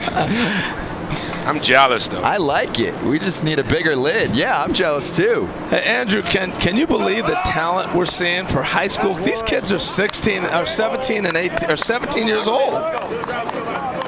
It's unbelievable. I was just talking with a couple of guys up there, and you know, these kids are making this field look very small. You know, going out and hit balls up the field. I don't think I had that much pop when I was that young with them. So there's so much talent. I think this year group is full of talents, pitching wise, outfield, infield. They all got, you know, they all want to be themselves. So you know, I'm proud to follow them and learn and see what kind of players they're going to be in the future. At this age, at 17, I believe you're already in the Braves system. You're in the big leagues at 19. I mean, think about that. 2 years from now, you were in the big leagues. Hitting home runs in the World Series. Yes. So what was the learning curve from this age to the big leagues at 19? I think I got the chance to come in the minor league system at 16 and, you know, get a chance to play, you know, 2-3 years, you know, just playing the game every day, playing 140 games. You know, that kind of helped me a little bit. So, and, you know, I kind of figured it out and put it together, and the Braves gave me an opportunity to move up, and I took advantage of it. But, you know, just like any of these kids, I think when they get more games going under the belt, they're going to understand what kind of players they're going to be in the future, and it's all about opportunity. When they get opportunity, they will be game changer. Andrew, you know, we look at Drew, and I've talked to scouts about him, and he can run, and he has a strong arm, and he has a good swing, and he has all this raw power, and he can go get the ball in center field. I mean, it sounds kind of like the scouting reports we heard about you. Does he remind you of you at all as a player? I mean, it's the same type of stuff we heard about you coming up through the Even though you said you'll be better? It's a little freaky. Well, Drew could win 9 gold gloves, freaky. and Andrew would still be better. It's a little freaky, but you know, when I see him play, when he go out there and do his thing, it reminds me a little bit, but it's a long way to go. Well, I credit that base hit right there, too. Not only is the pitcher's hat coming off, it's distracting the defenders, too. Yeah. Elijah Green gets himself to first. So, Andrew, you played for one of the greatest managers in history of baseball, in Bobby Cox. And with the Braves system you came through, what were some of the fundamental things that they taught you guys that made you guys a fundamental, solid club? Well, first of all, we had great coaching staff. Guys that knew the game and been in the game for a long time. And the mindset that we had is just go out there and play the right game. Catch the ball, play good defense, and take first and third, read the ball in third. I know sometimes we miss these things, but those things will make a difference when you can take the extra base hit every game, every pitch. It put a lot of pressure on the team. Talking to Andrew Jones, and we're going to show the scouting report for your son Drew. This is Jason Torres taking a strike on the outside corner. The 2021 High School All-American game. The great Andrew Jones joining us right now. And as we show the scouting report, there it is. I want to go back to what Harold was saying. Do you guys talk a little trash to each other in a fun way? Hey, you're not going to be as good as me. And does that motivate him? Because we've seen other big leaguers now in the show. Andrew, think about it. Vladdy Jr., Fernando Tatis Jr., some of the stars of our sport that we're going to see in the All-Star game on Tuesday are trying to make a name for themselves, but also break some of their dad's records. And it's fun for us to show the comparisons. For example, oh, here's what Vladdy did at this age. And then we go, here's what Vladdy Jr.'s doing. So are there any conversations like that? What's the back and forth about your playing ability at each level? Well, I'll be honest with you, I really don't even talk with him about that stuff. I just tell him that, when I was your age, I was already professional, so don't worry about that. Hey, Andrew, I'm looking at your, we got a ball hit here for, is it deep? Deep left, and it is gone! Jason Torres for 3. He muscles up, and Team American is on the board, and they grab the lead. It's 3-1. That was cranked. Well, that's why he has, we've talked about him, some of the best raw power in this draft class. We'll see him in the home run derby on Saturday, and he got all that one. Pretty swing. Got him a fastball. I think looks like a little bit of a breaking ball out over the plate. Go ahead, Andrew. I think all these kids like that, Green, Torres, Jones, they all got serious pop. I mean, I watched batting practice. They were making this ballpark look very, very small. This kid right here got the 3 that serious stood pop. out to you? Oh, I mean, there was a couple ones. I was watching him at BP as well. It's kind of cool to be able to come watch guys. Like, you hear about them, and then to see them in person and kind of put your eyes on them and watch them take BP and stuff like that. That's the fun part of this whole thing. Hey, Andrew, I was going to say, man. Go ahead. No, I'm just saying that. Like, go ahead, Andrew. I watch a bunch of these guys play, and I know what kind of player they are, and I'm very proud of each one of them that been here, and because they deserve that. And I'm sure there's so many more out there that probably didn't have a chance to come in here, but it's just a lot of talent in this class of 2022, and it's freaking. We should have had you up here scouting with us, because I'm sure you've seen a lot of these kids. He just got hit on the backswing right here. If we see this strikeout, the catcher got hit on the backswing. He's getting ready to throw it around. If we stay with it, you see the strikeout and then the backswing here. Boom. Well, we're looking at the hat instead, but he got hit on the backswing, so that's why we had a little hesitation with the catcher real quick. Hey, Andrew, this kid right here at the plate right now, he'll be a junior next year. Am I right? Is right, kid? Yeah, this is Cameron Collier. Yep.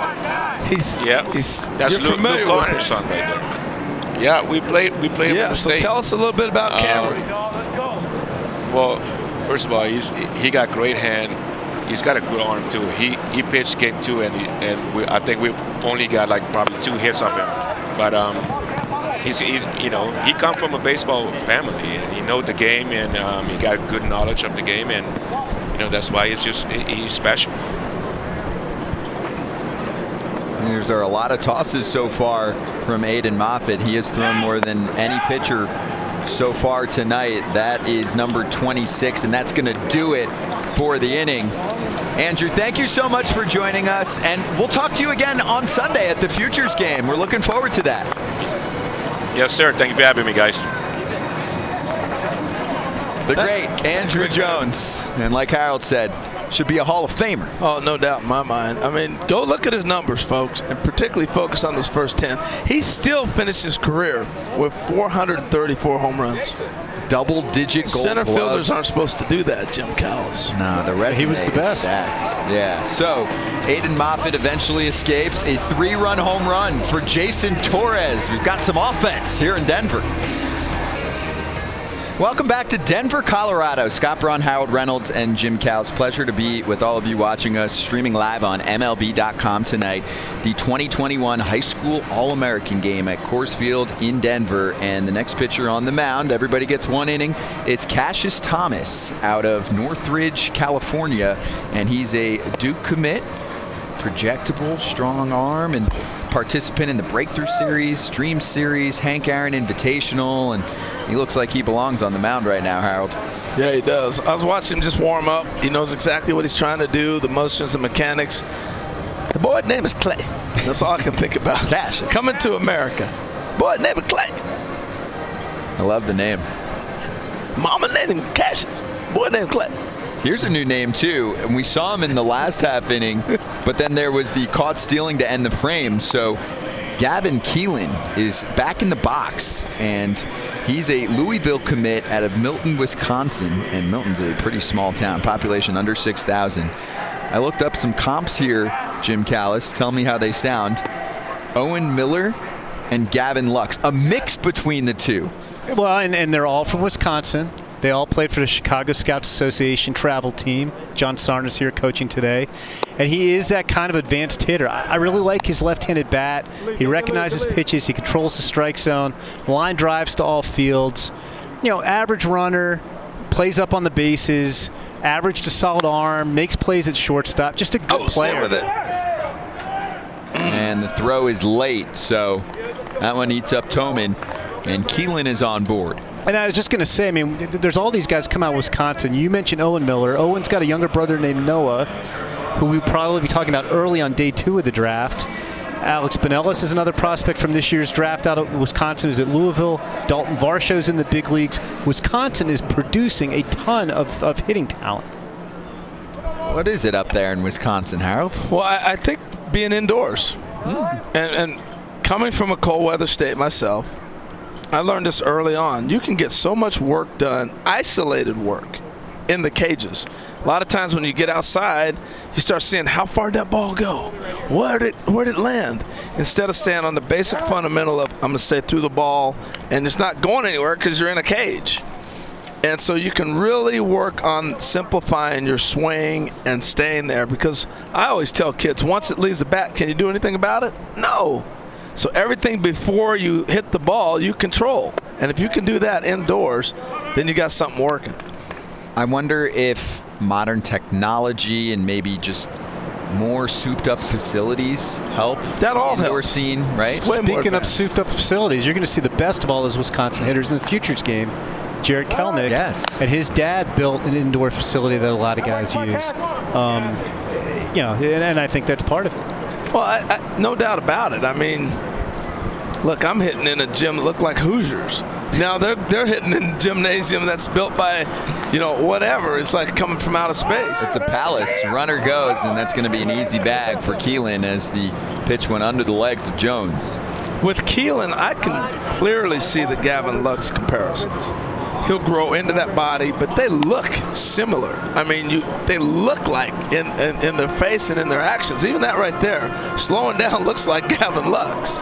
And Lux didn't really grow into his body until his senior year of high school. He made a jump his senior year before he became a first-round pick. So it just seems like year after year. I liked A.J. Vukovic last year, a fourth-round pick in last year's draft. Seems like there's at least a good hitter or two coming out of Wisconsin every single year now.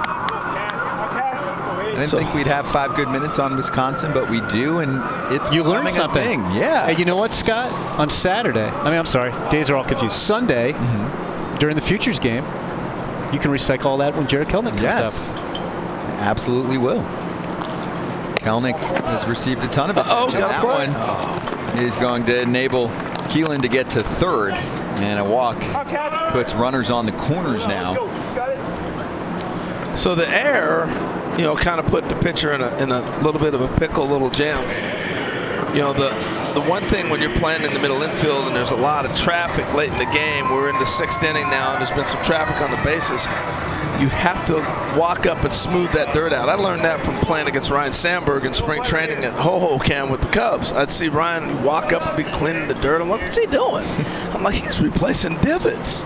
And so I started doing that. And it makes so much sense because there's so much traffic, it gets chopped up that you have to do your own little yard work because that ball jumped up and bit it. And now you find yourself in a first and third situation. I thought you were just a clean freak or something.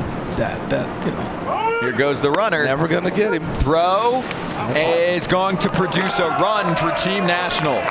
Keelan scurries home. The throw is not there. Johnson has a stolen base. A double steal, and it's 3-2. Well, I'm looking down there at the third base coach, Brianna Smith, and she's one of the few female coaches in baseball. Bianca Smith. Yep. Yeah. She's one of the few female coaches in all of baseball. And I remember when the Red Sox hired her, and she didn't know what position they were going to actually put her in. And she's a hitting coach, and here she threw BP today. I was watching her throw batting practice, and we've done several interviews with her at the network. It's just cool to see her advancing.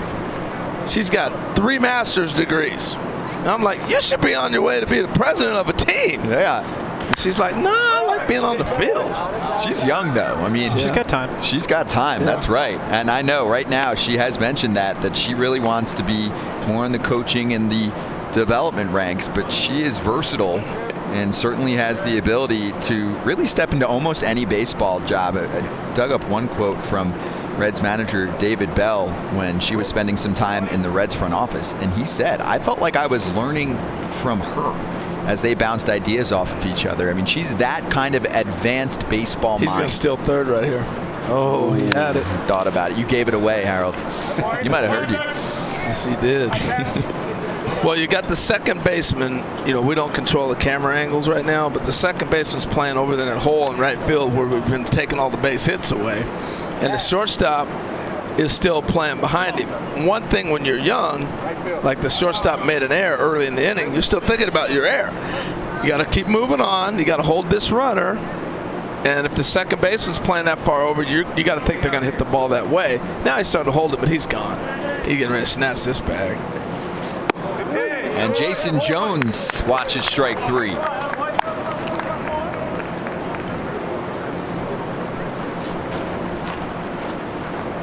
I like to see guys pitch in and out of trouble, Jim. And that's what I like about this. Go right ahead. No, I was going to say, I mean, that shows you what he's made of. I mean, he has an error. Guys are running a little wild on the bases. He drops in a pretty nice curveball there for strike 3 to get the first out of the inning.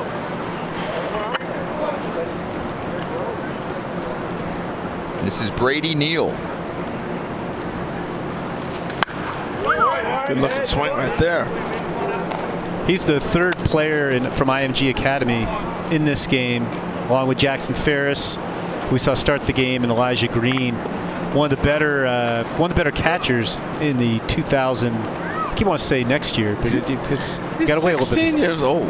Yeah, he is.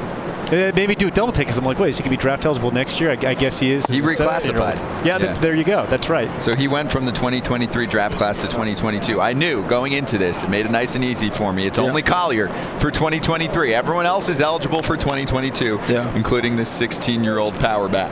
Well, the interesting thing about IMG, I mean, he may consider going back. I don't know if they sat there and said there's no catchers in this class, let you move up. I don't know. He's got that. There he goes. On to third, and the throw is a little late. That was a long slide. He kind of got stuck there. I didn't think he was going to make it all the way to the bag. When you're still in the bag, you got to, even though you're going head first, you still got to be late slide. You can't slide early. Because watch him slow down. He goes early, and watch how long he drifts. And I'm telling you, with replay, he might be gone. There's no replay in this game. You could yell down there and just tell the umpires. Yeah. Hey, so the other thing I was going to say about our hitter here in the IMG Academy, Buck Showalter called me, I think it was, I don't know, April, May or something like that. IMG had come to Texas to play at Old Arlington Stadium. They had a tournament there. He calls me up and he's raving. This is the best high school baseball team I've ever seen. He watched them play like 3 games, and they got a ton of studs. Popped up. Tag up, tag up. Got it. Go. And no movement. That's too shallow. He did a nice job of getting himself turned around. If he catches that over his shoulder, then you run. But he did a nice job of getting himself turned around. Let me throw one other nugget while this ball's in the air and guys are struggling with it. These guys are playing in a 3 or 4 deck stadium probably for the first time. So when you're in the lower deck stadiums, the ball doesn't get into that current and drift on you. When it starts to go up, all of a sudden it starts to push back and drift on you. That's why guys have so much trouble on fly balls when you're thinking you've been catching pop-ups your whole life. Collier's the underclassman. He made it look easy, and that's smacked up the middle. Solid single for Sal Stewart, and he drives in a run to make this a 3-3 ball game. Well, Sal Stewart can really swing the bat. That was pretty. Wow. Put that ball right back up the middle. There's some fight in this game. I love it. Yeah, they're going back and forth. Sal Stewart, another guy we're going to see in the high school home run derby tomorrow. He's another one of these guys too, who's hit and power. It's not just power. He really has good feel for hit, which we saw in that at bat to tie the game up. And he's from Westminster Christian. Yeah, in Miami, Florida. Alma mater of Alex Rodriguez and Doug Mankiewicz, among others. They couldn't keep him in the area, though. He's committed to Vanderbilt. We'll have to ask him about that tomorrow. I know Yonder Alonso is going to be on the field tomorrow for the home run derby, hanging out with the derby participants. He knows Sal. I know they'll have a conversation. I want to hear that story. Yeah, what happened? Yonder went to Miami too. Well, no, he can't talk to him too much. Otherwise, he's going to, violate the whole lose his field pass. Yeah. Yonder likes his field pass too. Hey, so how entertaining is this game, though? This is awesome. Isn't this such a Harold Reynolds game, too, though? There he goes. Defense. There's the runner on to second. See, they're picking up the sign. They're getting the lead, and he knew it was going to be a breaking ball, but he scared himself. I've done this. You get such a great jump that you go, ah! And he just stops. Watch. We'll see it on another angle here. But he got such a great jump, he goes, I better go. Because he already got into a position where you can see the catcher's sign. He knew it was going to be a breaking ball. He got such a great jump, he scared himself. Unfortunately, the ball was in the dirt. Trying to rob a bank, and all of a sudden, money is raining from the ceiling. I don't know what to do with this. That's 5 steals this inning. Yeah. By the national team to get back into the game. We're seeing steals. We saw a pitch out. When's the last time I saw a pitch out in a Major League Baseball game? We've watched guys running. How about the way the ball's being sprayed all around the field off the bat? It's fun. The defense and a little power. Yeah. A couple balls hit to the wall. We saw the home run as well. Jason Torres, a 3-run shot for Team American, but now an answer from Team National as they've tacked on 2 since scoring 1 in the first. 3 per side in inning number 6. See, I used to hate when I'd be in the booth and they say, all right, pick an MVP. They go, you got to get this in. And like, it's the 6th inning. It's tied 3-3. So talk to me in the 9th. Right now, who's your front runner for MVP, Jim? And then I'm going to Scott next. I think I have to go Torres with the home run. With the homer. Yeah, me too. For now. That was a game breaker. But 3-3, so things are going to change. Yeah. If we have a game-winning hit, I might be going there. Who's going to be clutch tonight with a few innings left to go in Denver? 2 outs, 1-2 coming from Cassius Thomas. And Kling can't find it. Nice slider right there. There's the strikeout. And that is the end of the 6th. So now a 3-3 ball game in Denver, Colorado, watching the best high school talent in the country. They can swing it.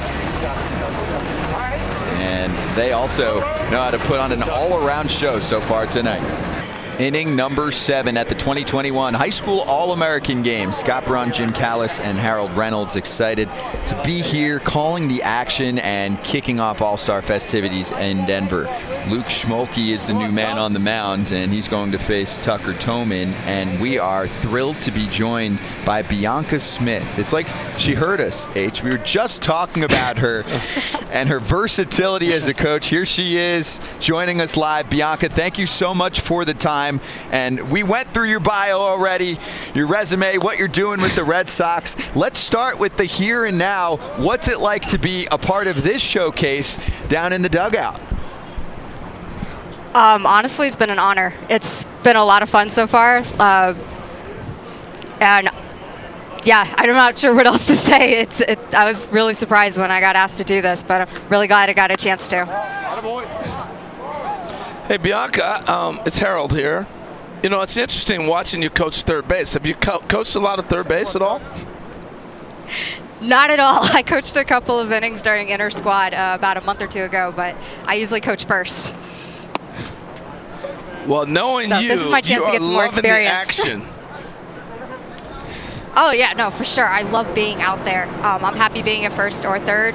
This is a great chance for me to get some more experience, but I'm happy either way. Like, I love being on the field. How many times have you gone up to some of the kids already and said, are you sure you're 17 years old? These are big, strong, impressive, but also so advanced defensively. We've seen some incredible plays, especially from some infielders. You're telling me. I was actually talking a little while ago. Some of these guys are bigger than some of the college guys I've worked with. You think they're only juniors. It's crazy.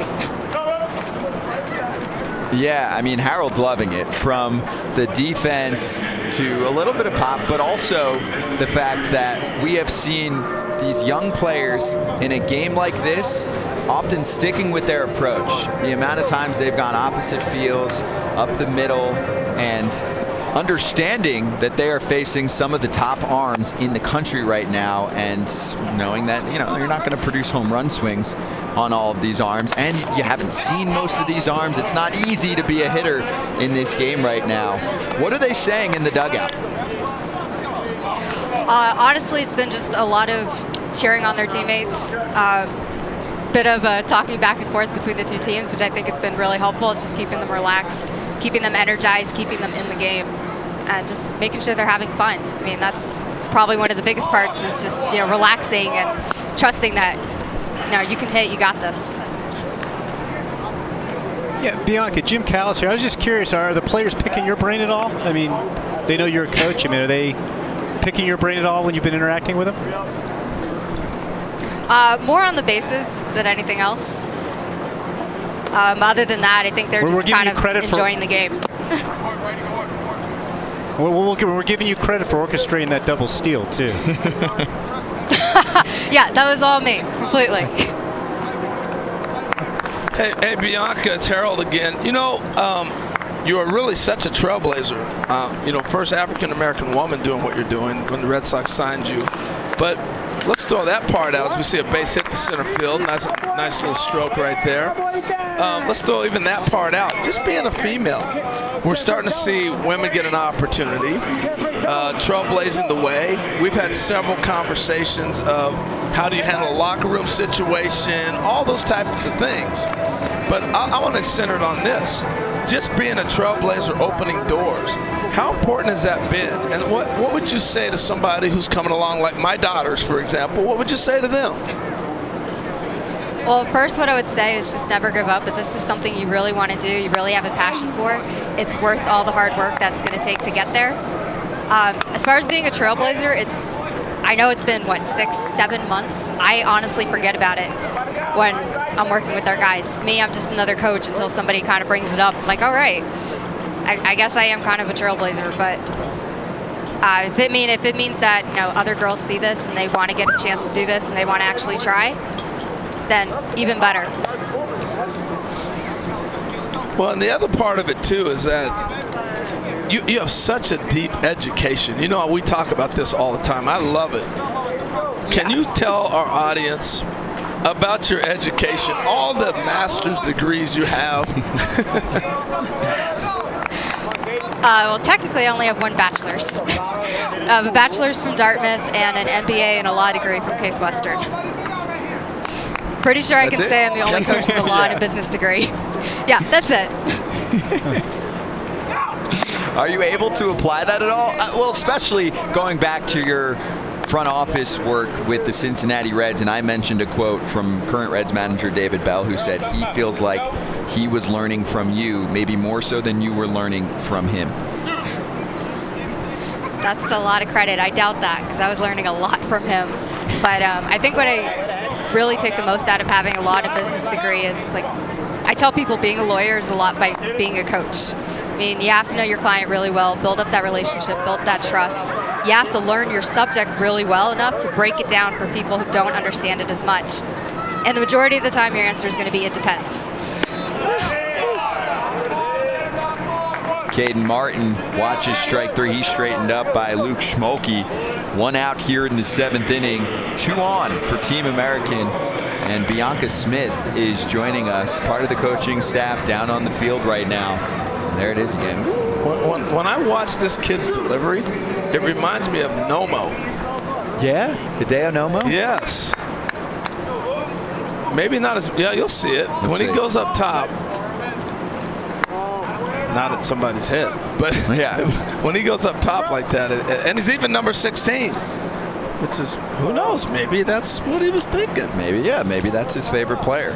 Or maybe that's just what he was handed, you know, yesterday or this morning, jersey-wise. This one fits you, and now Harold's going to make a Nomo comp. Now you're number 16. Yeah, exactly. Hey, Bianca, question for you about what you see in your future, because I know right now you're working more on the coaching and the development side, but what is the ultimate goal? And you know, we've seen you work in the front office as well. Harold said you should be, with all the credentials and your path, you know, a president of a team someday. Is that in the cards?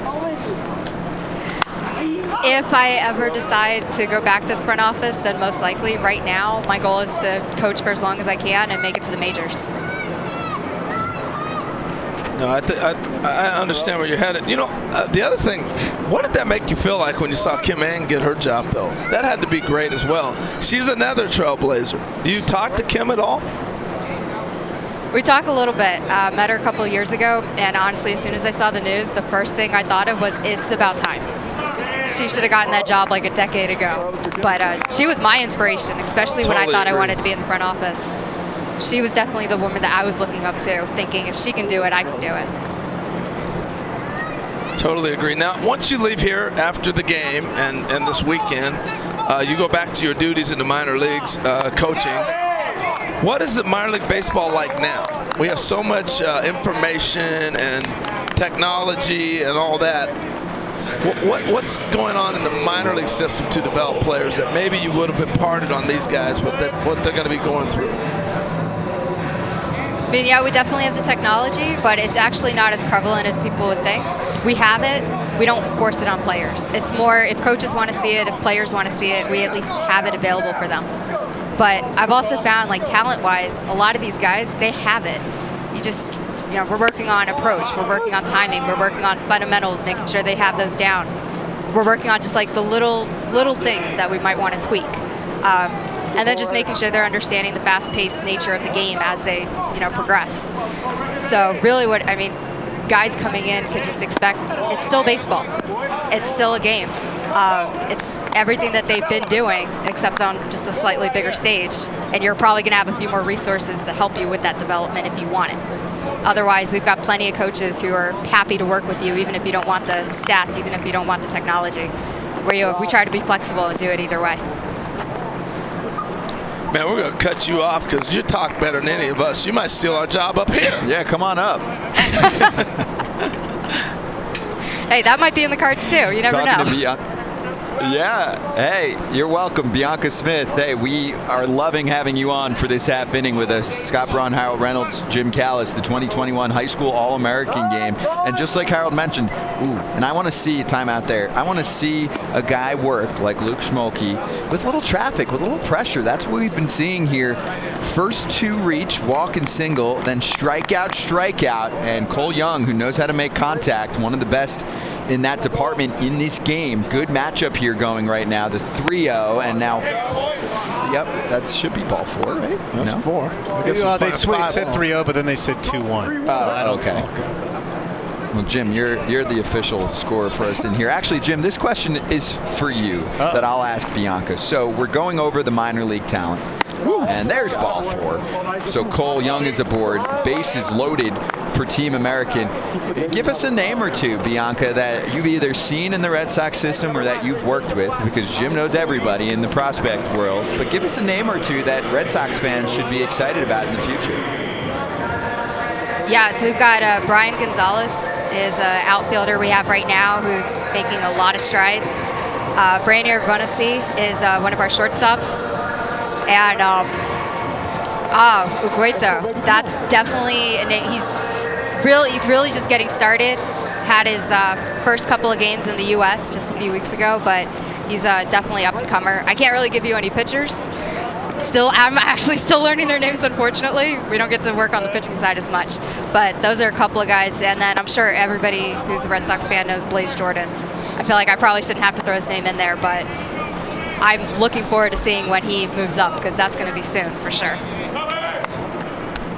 Yeah, well, we saw Blaze in this game, the first one of these games. Well, no, I'm sorry, not in this game, but in the high school home run derby a couple of years ago, before the Red Sox drafted. He was at PDP a couple years ago. So it sounds like you've been working with a lot of the younger hitters, Bianca. I was curious, when you were talking about Kim Ng, are there other women in baseball who have been inspirations and mentors to you? Yeah, so I mean, the other women coaches we've got right now, Rachel Balkovec, Rachel Folden, we keep in touch.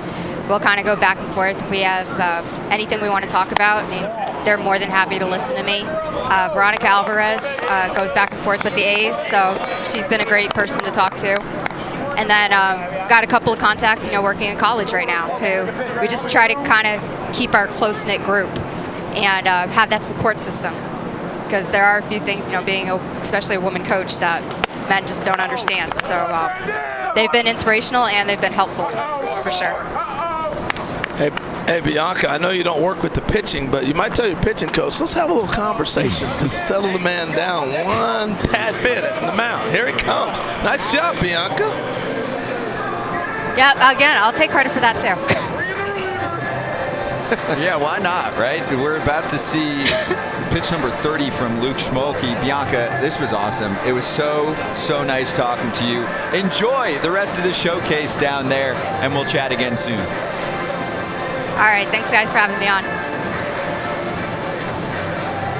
It's Bianca Smith, part of the coaching staff down on the fields. She's impressive. She is. Just impressive person. Personality's infectious. She's sharp. She learns things quick. And she has no ego. You know what I mean? That's such a big part of learning and teaching. So many people force their ego. You're doing it, mama. This one, you can't have an ego. You look back through school, Jim, yourself, myself, your best teachers did not have an ego. No, they just wanted to make you better. Yes.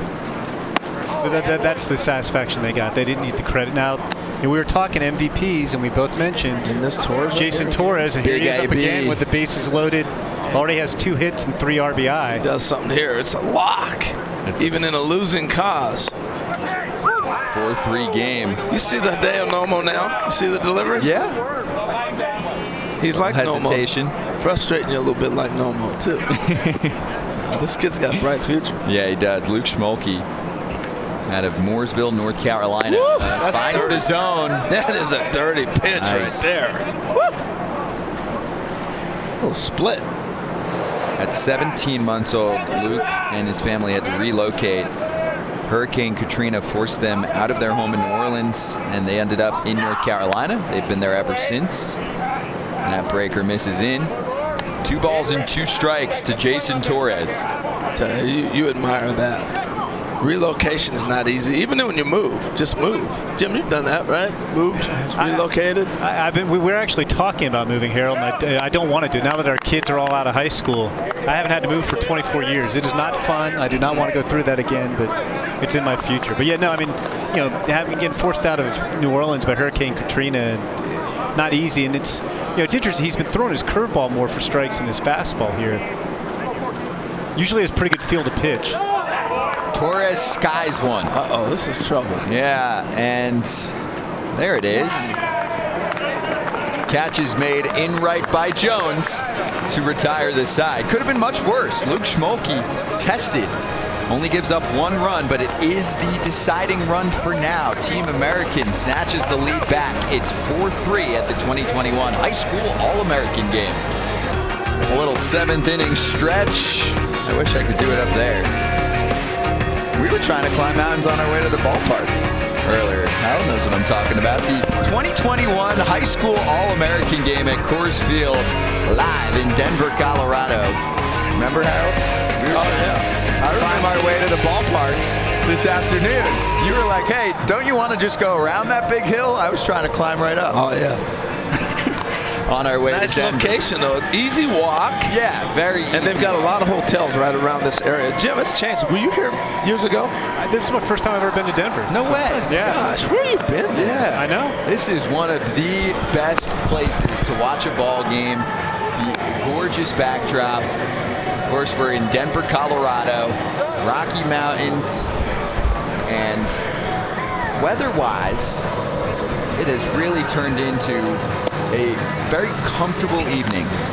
Probably, I would say, high 70s. I've got too many screens in front of me, so I'm not hitting the weather app right now. But it feels like 78, 79 degrees in Colorado, where earlier today we were in the mid to high 90s. Baseball traveling well here. And Coors Field is known not just for how the ball travels, Harold, but the misconception is what causes the most damage in this ballpark, and it's the huge outfield. Yes, you nailed it. There's a I've always believed you play any other ballpark in Major League Baseball. I've always believed you play shallow. Ball over your head, it's gone. Now maybe not in a high school game, but in a Major League game, if it's over your head in this place, it's probably a home run. So take away the cheapies. This one's to center, and it is lined up for out number 1. Reese Chapman goes down. There's one away. Catch made by Martin out there. And we are so pleased to welcome back Clint Hurdle.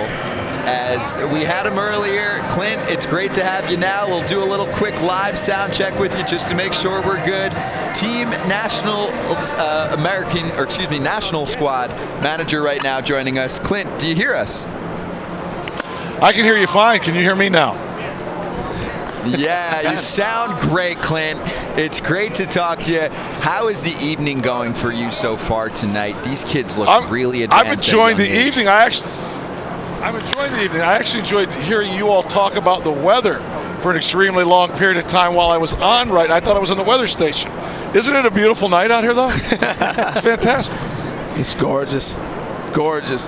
Hey, Clint, real quick, there's a lot to dive in with you on, but we were just talking about playing in this ballpark. You managed here for a number of years, and I know you tried every kind of thing to win and different thoughts and whatever. What do you think? How do you position the outfield here? No, you play them in. You don't play them back. Balls over your head are going to travel out of the ballpark or be off the wall. You take away all the garbage in front. Try and pinch some alleys. That always seemed to work best for us. You try to look for a couple center fielders, not just one in center. We were fortunate. 2007, we actually had a very strong defensive club. We had Willie Taveras in center. We had Matt Suey at second. We had Tulowitzki at short. We had Torrey Abla behind the plate. It was kind of that old school strong up the middle defensively and power on the corners, but it worked for us then. But we definitely played the infield in shallow. And we kept seeing a lot of other teams that would come in, play them deep, and I never picked up on that. Hey, Clint, we just saw CeCe Sabathia's son, Karsten, just hit a ball. Now Andrew Jones' son flies out to center. Obviously, you managed against both those dads. What's it like managing their sons? It's crazy. It's absolutely crazy. Andrew was down in the dugout here a few innings ago. CC, I can remember the first time interleague we had him on the mound here. We were facing him, pitching with the Yankees. One of the best left-handers that I'll see in my lifetime take the mound. And Andrew, no argument from me, one of the best defensive center fielders I've ever seen play. But now to see their kids come up and play, and they got some skills. Yes, sir, no, sir. They've been raised right. They're very polite. They're professional. It's fun. Good inning, boy. Attaboy. Of course, this inning was the fastest of the night, but Clint, can we hang with you for a few more minutes during this in-between? Only if you're going to talk about the weather. If you want, it's gorgeous right now. It's a gorgeous night. Yeah, it's awesome. Hey, Clint, for those people that are coming into this area for the All-Star Weekend, no joke, weather, Denver area, first time Jim Callis, our colleague here, has ever been here. What did you love about this area, and what can people look forward to? It is one of the most comfortable places to live weather-wise. I mean, it was 100 today, or close to it, but you don't have the humidity you have in different parts of the United States. And the other beautiful thing is you can have some weather come in here and get out of here in a heartbeat. I could not believe it when I first came here. It was like a Chamber of Commerce seller. They tell you 300 days of sunshine, Denver, Colorado. I'm like, yeah, whatever. No, you get 300 days of sunshine in Denver, Colorado. The other cool thing is it can snow here in June, and then 2 days later you can be playing golf. I actually played golf every month of the season while I lived here, year-round, snow or not snow. It's just a beautiful place. And so many people are outside doing things. It's just healthy. That's awesome. Hey, one baseball thing before we let you go here. I know Scott's got a couple more things at Callis as well. I want to ask you about hitting. I told everybody, not only were you one of the best managers that I've been around and whatnot, but one of the best hitting coaches. So with all the different philosophies and kids are listening right now about hitting, what were some of the keys for you that you taught? You were a good hitter yourself. So what are some of the keys you think to being a good hitter that you got to continue to do? I think you got to be authentic. You got to go in the box and you got to own the box. There's a preparation, getting ready to hit, a mindset about hitting. From there, I would always encourage my guys to hit the ball hard where it's pitched, to learn how to move the baseball around the field, not to guide it, but to hit it hard where it's pitched. And then the other thing was have some understanding of the strike zone. Know what you want to hit. Understand your hot zones.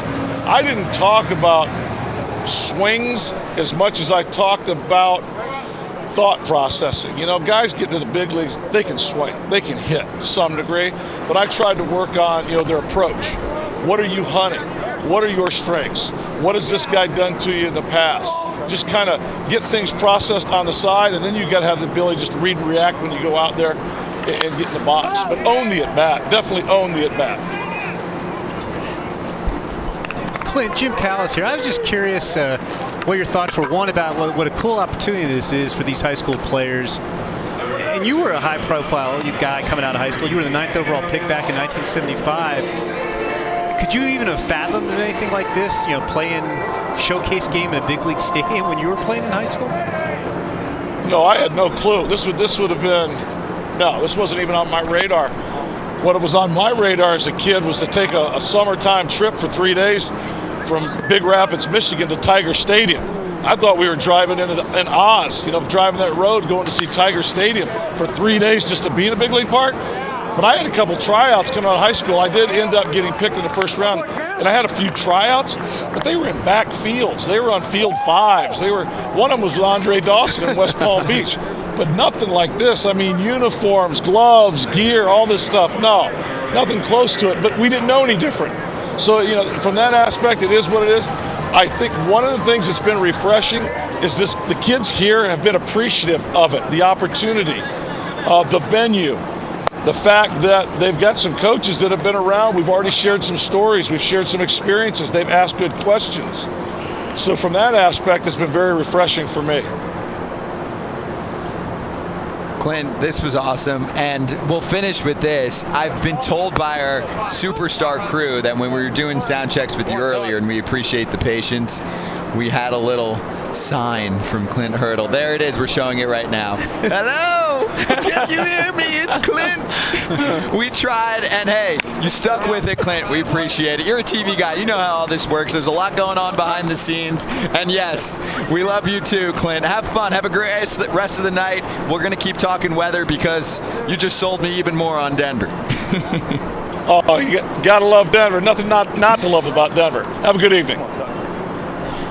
Thanks, you too. Clint Hurdle down there. He's so great. One of the managers along with Clint Barmas, yeah. And there is your strikeout.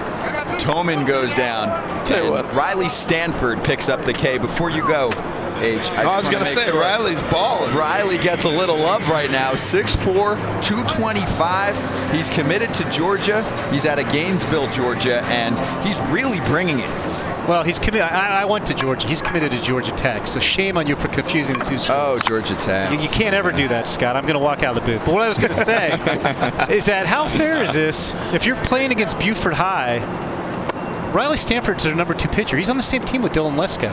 Like that's, and we just saw him hit 96 a couple pitches ago. I mean, how about that for pitching staff? Oh, okay, we Gatorade National, Player of the Year we faced in the first game of the series. It's got to get easier. No, we get Riley Stanford coming in throwing 96 with 83-mile-an-hour slider. Wow. Opening day 2021. Here we go. Runner and no throw. That's Collier safely to second. But yeah, opening day 2021 for his high school. It was Lesko dealing a no-hitter, and then Buford's like, I got you in the 9th with a 1-2-3. I mean, think about if you're an opposing offense with that. That's ridiculous. Again, I go back to what I said earlier. I had to go watch a real high school game to see what high school baseball looks like. I mean, we go to the PDP, we go to the Futures games, we do this game right here. It's the elite of the elite. A real high school game. They're not supposed to look like this. You don't see 95 in high school. That's something you dream about. That's why there's a lot of hard work, scouting, and conversations, invitations that go into putting together a showcase like this so that Harold can sit back and go, what? These are high schoolers? Yes, Clint, tell us. Hello. Clint Hurdle with us tonight. He's seeing it all live on the field. This is the 2021 High School All-American game at Coors Field in the All-Star City, the second edition of this special summer showcase streaming live right now on MLB.com. That's Tristan Smith, who's committed to Clemson. He actually plays with his twin brother, Ashton, who's also a pitcher at Boiling Springs High School in South Carolina as we get ready for this home 8th inning, which begins with Tamar Johnson, who's had an excellent day. He's reached base in all 3 plate appearances, including an RBI single in the first, another base hit in the 3rd. He walked in the 6th and stole 2 bases. That's what you do in a showcase. And he's got to be saying, is there not a right-hander in this game? Every time he steps up there, he's got a tough lefty. And this guy is tough, Harold. Tristan Smith, he could get up to 95 miles an hour up in the zone and then drop it down or curveball on you. Like that one.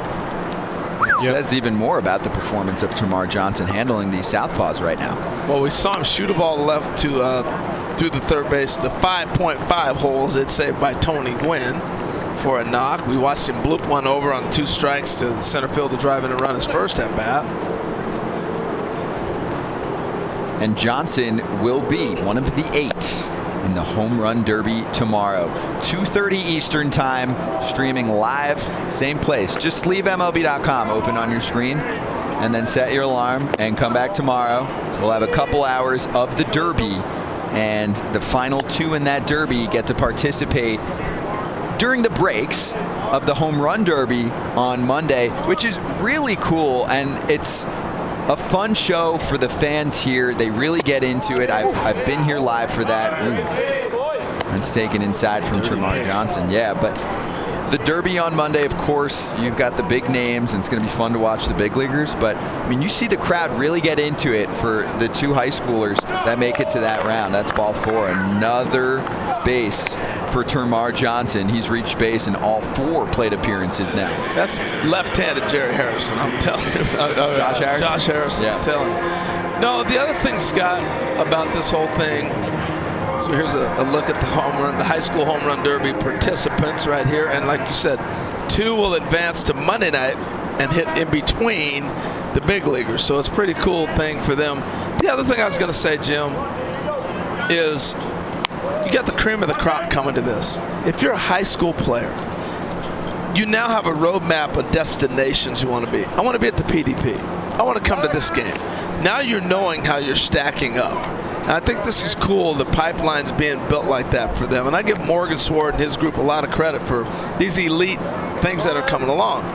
Yeah, definitely. I mean, this event, and we're going to talk to Chuck Fox in a little bit, was not hard to put together. These guys are all on travel teams for the most part in tournaments as this event's going on.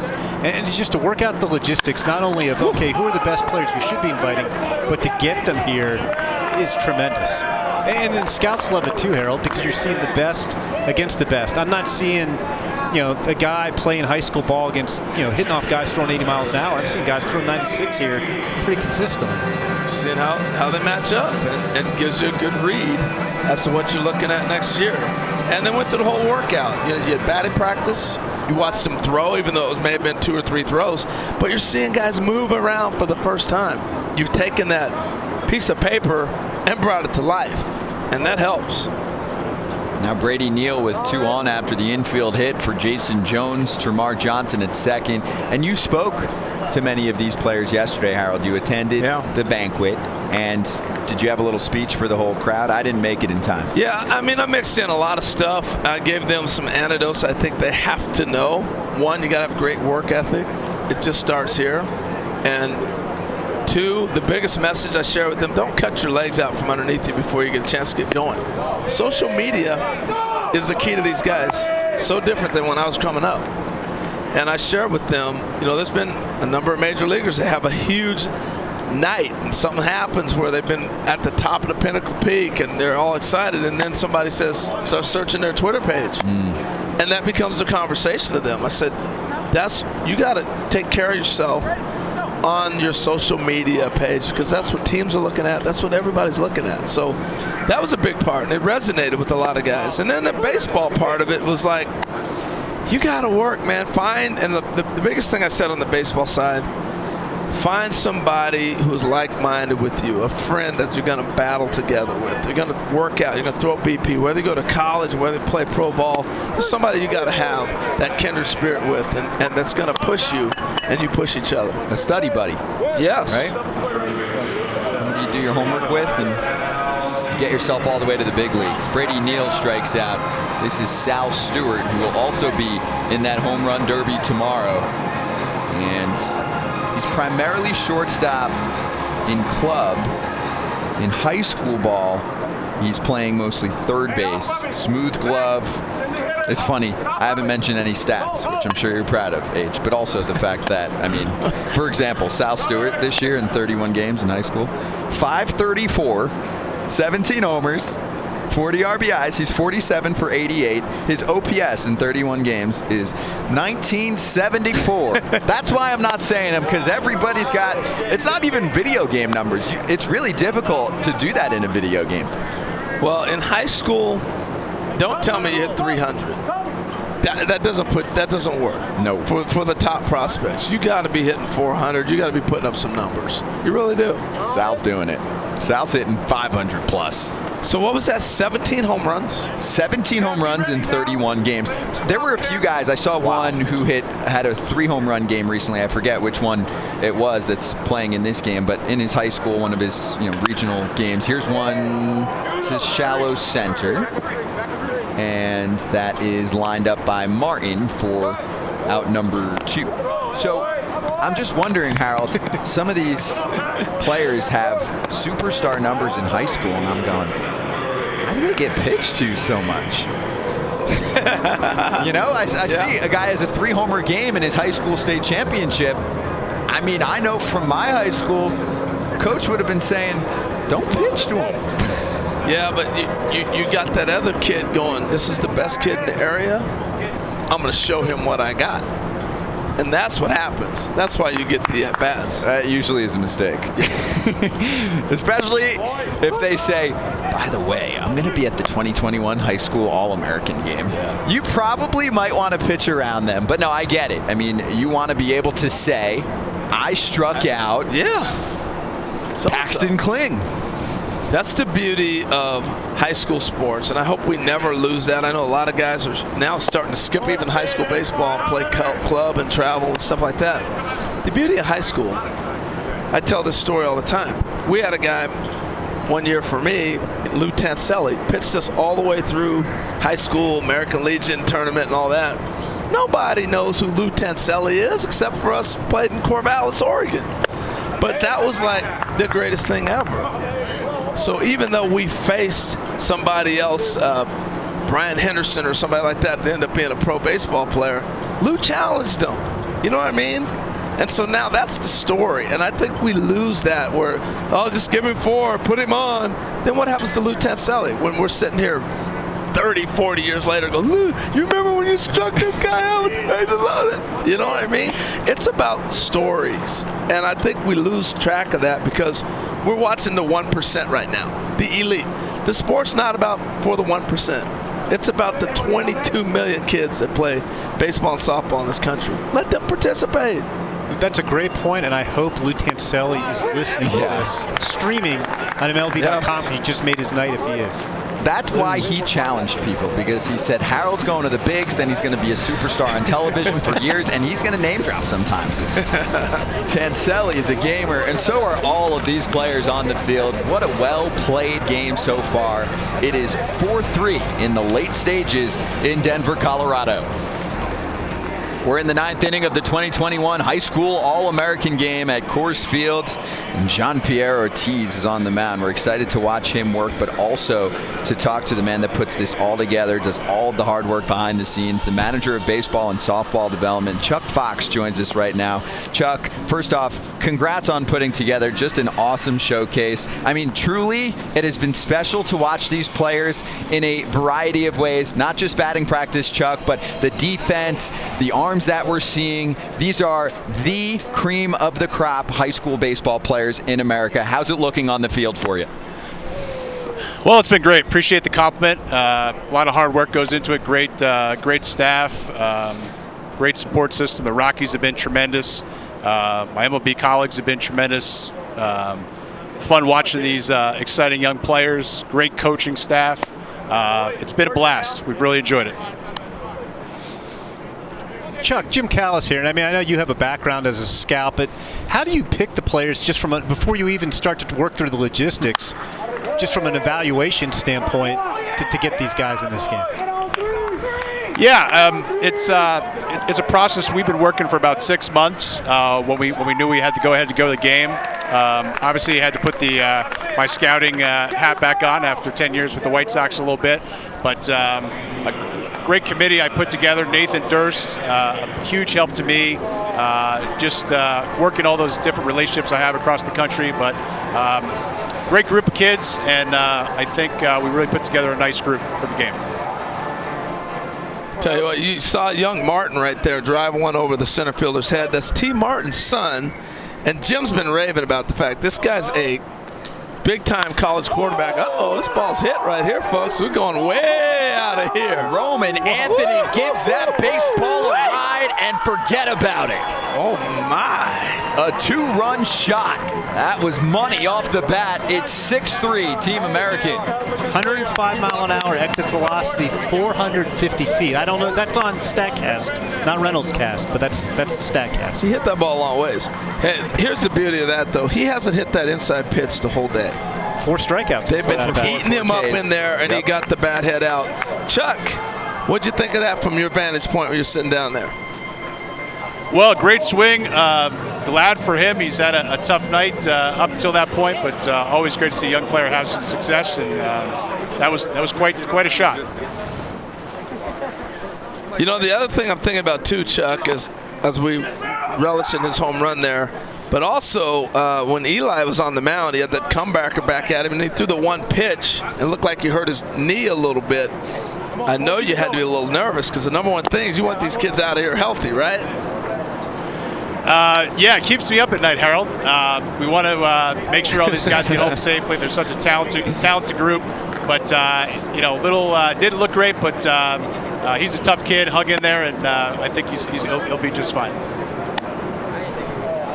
Hey, Chuck, how excited are you for the home run derby tomorrow with 8 of the best sluggers in this game tonight showing up tomorrow at 12:30 Mountain Time, 2:30 Eastern? We're going to stream it live on MLB.com as that's a base on balls for Cole Young. But, I mean, we saw some BP homers, and especially in Colorado, I think the world is going to get to see 8 of them tomorrow and then 2 in between home run swings from the big leaguers on Monday. Yeah, absolutely. Always one of the fun events of All-Star Weekend. Great group of players. Great to have them all participating in the game. But we're excited for 12:30 tomorrow. Great ballpark to hit in. I think it's going to be something to definitely watch, and going to be a lot of fun for the kids. Hey, Chuck, no, you got to go. Last thing here, as we see a balk, he just kind of got hung up there. He's going to move the runner to second. Hey, before we let you go, we talked about putting this thing together. It's also great recruiting for the next group of kids coming along. They got a destination now. So what are some of the things that the kids did to get here? You flew them in, you put them up. What other things that they get to do besides being in the big league ballpark? Tell that next group of kids what they're joining up with here. Yeah, it's a great opportunity. I think we just like to give the kids a taste of that big league experience. We flew them in last night. We had a wonderful banquet for them, and thank you to Harold for your great words of encouragement and with them last night. Kids played a big league park. I mean, really just to get a taste of potentially, hopefully, what a lot of these kids are going to go on and be a part of someday. Chuck, thank you again for putting this together. It's been a really fun show, and we're excited to watch the conclusion, and we'll have fun with you tomorrow as well for the Derby and talk to you soon. Congrats again on putting together an awesome event. Great. Thank you, guys, and thank you for all your support of the event. Appreciate it. Of course, Chuck Fox with us, and he's the manager of baseball and softball development. He also managed, kind of going back to his scouting days, Jim, former area scouting supervisor for the Chicago White Sox. It's important to have a background like that when you're putting together a roster like this. Yeah, I mean, if you want to have the best of the best, you have to know they are. And now I'm going to get in my football point because we tried. Harold tried to get it in there for me, and then we had the home run by Anthony as Elijah Green walks. But we've talked about all these baseball connections today, and also 2 football connections. Elijah Green's dad, Eric, was a Pro Bowl tight end back in the day, and we started talking about Kate Martin, who hit the double at the beginning of the inning. His dad is the wide receivers coach with the Baltimore Ravens, played a little bit in the NFL, and he's known. It's funny, in our notes it talks about him being the replacement for Peyton Manning at Tennessee's quarterback. Well, he didn't just replace him, he won the national championship. He won 13-0 in 1998. For everything Peyton Manning did in college, and I'm an SEC guy, I went to Georgia, so I follow this stuff. Volunteers never won a national title, even though they had Peyton Manning. T. Martin succeeds him, and they win the national title. So his dad was a great college football player. Yeah, T. Martin gets overlooked a little bit. But, yeah, I mean, the athleticism. I was talking to Elijah Green about that. I said, you play football? He goes, nope, just all baseball.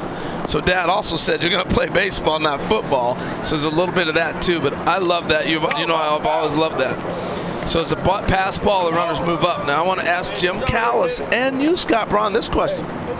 Can a guy win the MVP with 4 strikeouts and a 3-run homer? Of course he can. Well, no, wait. Two-run homer. Oh, two-run homer. Torres can win it, and he hasn't struck out. So Torres is up, can get another knock here. Right. I cannot give the MVP to Roman Anthony. You can't? Why not? Why? Because they were already ahead. Roman Anthony was 1 for 5 with a home run. Well, Torres locked it. He just sealed it. See, Torres heard you, and he's like, that's ridiculous, Harold. I'm going to get a double, knocking 2 more Torres balls. locked it. Oh, what a throw. Jason Torres, he's caught it second, but he's like, I've got 5 ribbies tonight, okay? I'm making a statement, and I just locked up an MVP award unless my team blows it in the bottom of the 9th. 5 RBIs tonight for Jason Torres. We'll talk about Torres in a second, but what a play.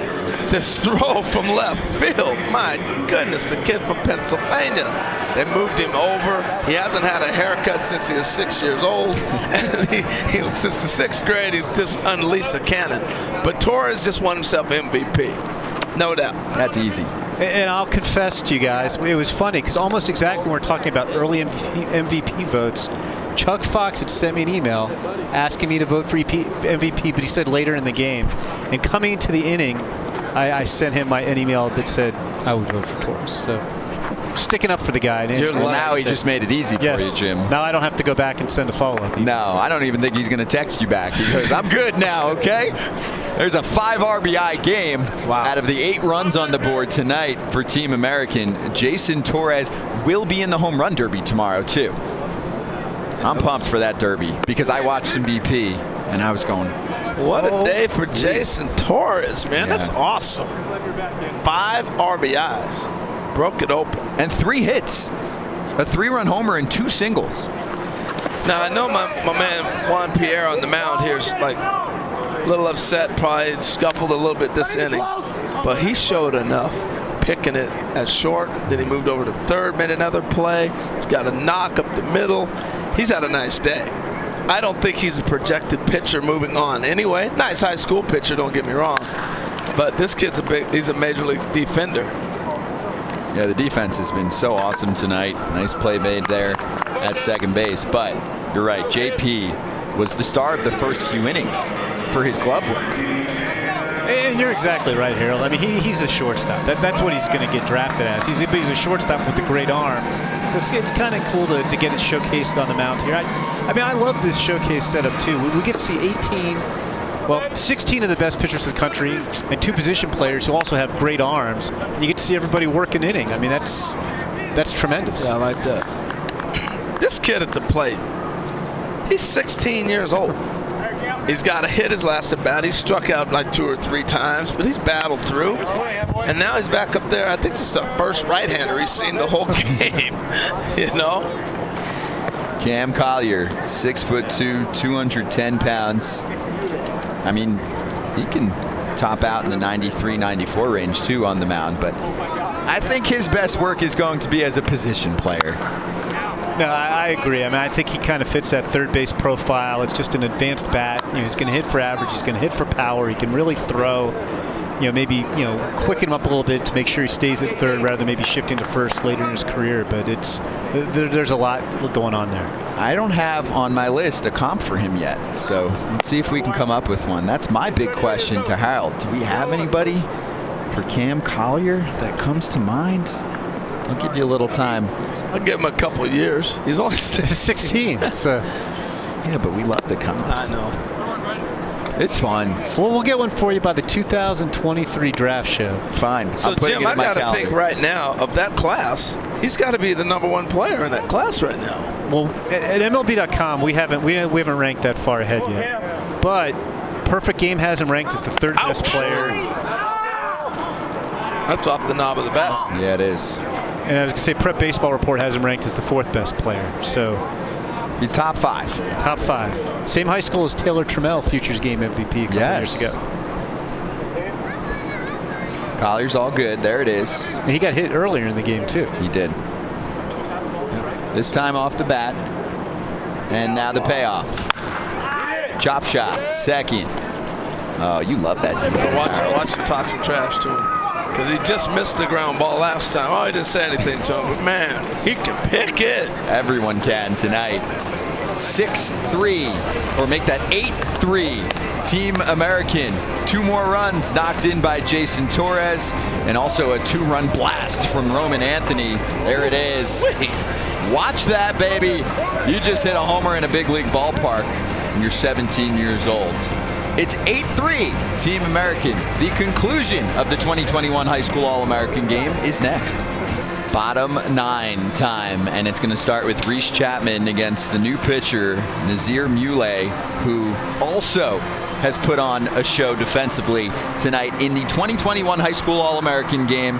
We're live in Coors Field, streaming on MLB.com. Thank you for joining us this evening. I'm a little sentimental, but also not so much because I know that you'll be able to find us. I mean, I've just enjoyed working with you two, but Jim Callis and I have double-digit hours to go over the next week with day 2 and day 3 of the draft.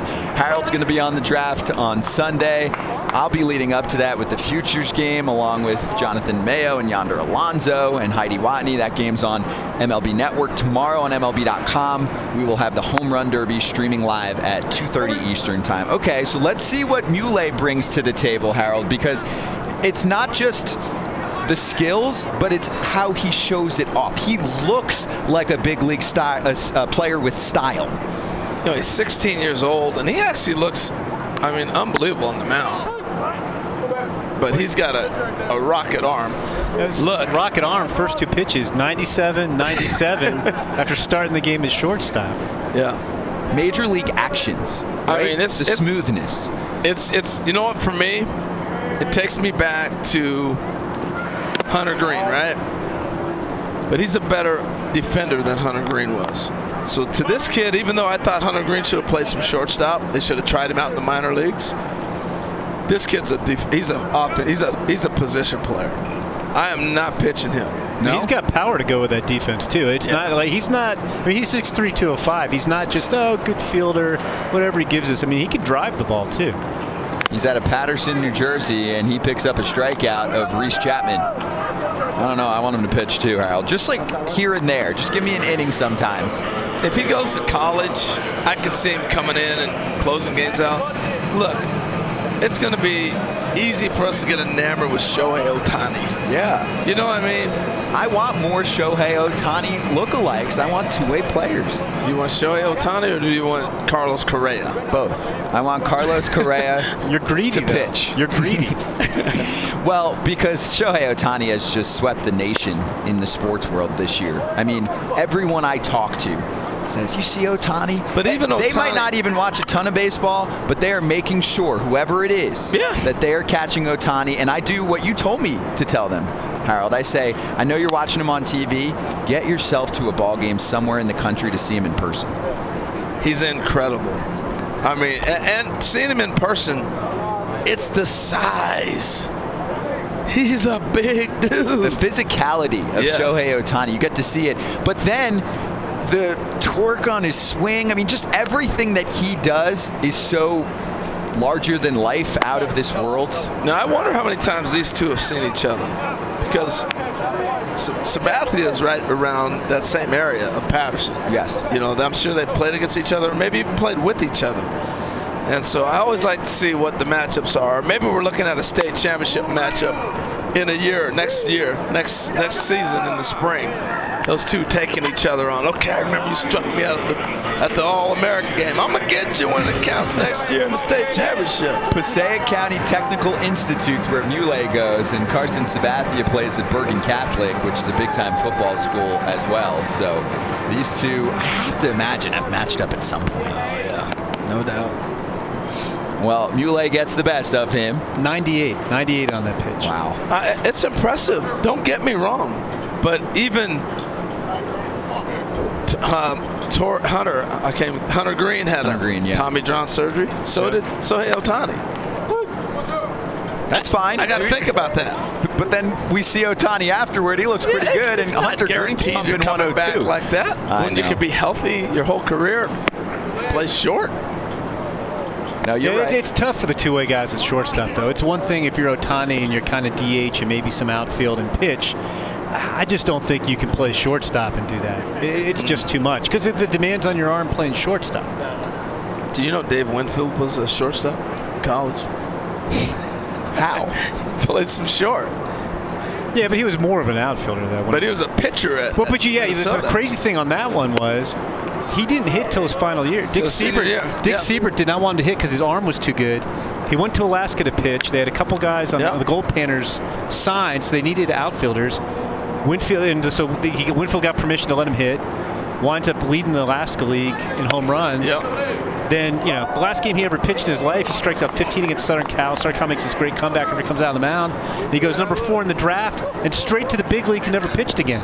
And he might have been just as good a pitcher. If he was the Shohei Ohtani of his era 40 years ago, he just didn't get the opportunity. Yeah. That was 99. He walked him, but that was 99 right there. And somebody will probably give him a chance if he so desires to do that, to do both.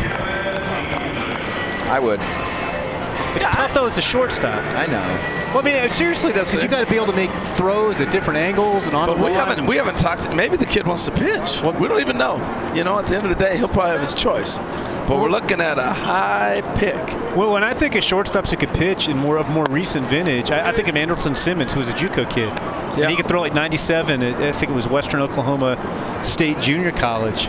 But I think he made the right decision. Yeah, that worked out for him. But someone's going to want to one-up Ohtani one day and go, I see you, but now I'm going to be shortstop and I'm going to go on the mound. You don't have to be a starter. Do you know why we say this is once in a generation? It hasn't happened since Babe Ruth. Because it ain't happening again. We'll be saying, this hasn't happened since Shohei Ohtani. That'll be 100 years from now. Somebody's going to be sitting there going, they haven't done this since Shohei Ohtani. In the year 2121, there'll be the next Shohei Ohtani the third will be. Well, now would that be the fourth probably? They'll be playing on the moon. We're flying to the moon right now, and they're on a 3-year mission. Hey, that guy hasn't done this since Shohei Ohtani. Can you dust off some of that old computer? I think I saw some of that stuff there. There was a great conversation about this with Harold, Jim, and Scott. Just get it from the cloud. Put it in my brain chip. Shohei. Well, that's it. Game over. That was great stuff. Muley strikes out the side, does give up the walk, but puts together 3 Ks and ends this ball game. It's an 8-3 victory for Team American. Comeback victory. That's right. Put it on, man. Truly a little bit of everything in this game, Harold. I tell you what, I am so excited for the future of our game, and it continues to get better every year. This was refreshing. These kids are 16 and 17 years old, and I hope we just continue to let them develop the way they are, because I think there's a change in the game right now. I think there will be a shift rule. I think a lot of things have happened. This is the coolest stuff ever. Playing the game right, and the guy who played the game best is right there in center, or excuse me, in the center of the stage there behind home plate. Jason Torres, congratulations, the player of the game. A 3-run homer and 5 RBIs. Jim Callis is going to be talking about Jason Torres over these next few years. Yeah, we may be talking about him big time. A lot of these guys weren't doing the 2022 draft, but yeah, there's a reason he's considered one of the best power hitters in his class, and he showed you why today. That was a shot. I met him and his brother last night at the hotel, spending time with them, and he was so excited. And the thing I love about it is how fresh it is, refreshing this is, that these kids were respectful. Look at them all cheering for him.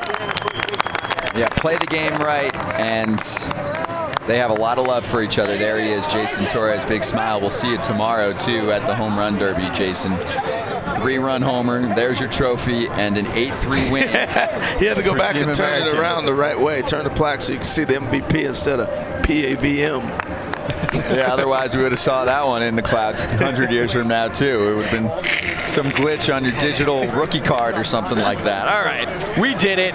So much more to go this week. This was only the beginning for these talented players, really just the beginning of the wildest All-Star week ever, too. Yes, Futures game, MLB Draft Sunday. Monday, more draft and home run derby. Tuesday, more drafting and the All-Star game. But before all of that, come hang out with us again on MLB.com. We'll be live with Big Time Pops. Some of the players you just saw are going to rock this ballpark in the high school home run derby. For Jim Callis and the great Harold Reynolds and our hard-working superstar crew, I'm Scott Braun logging out for now. Thanks for watching the 2021 High School All-American Game.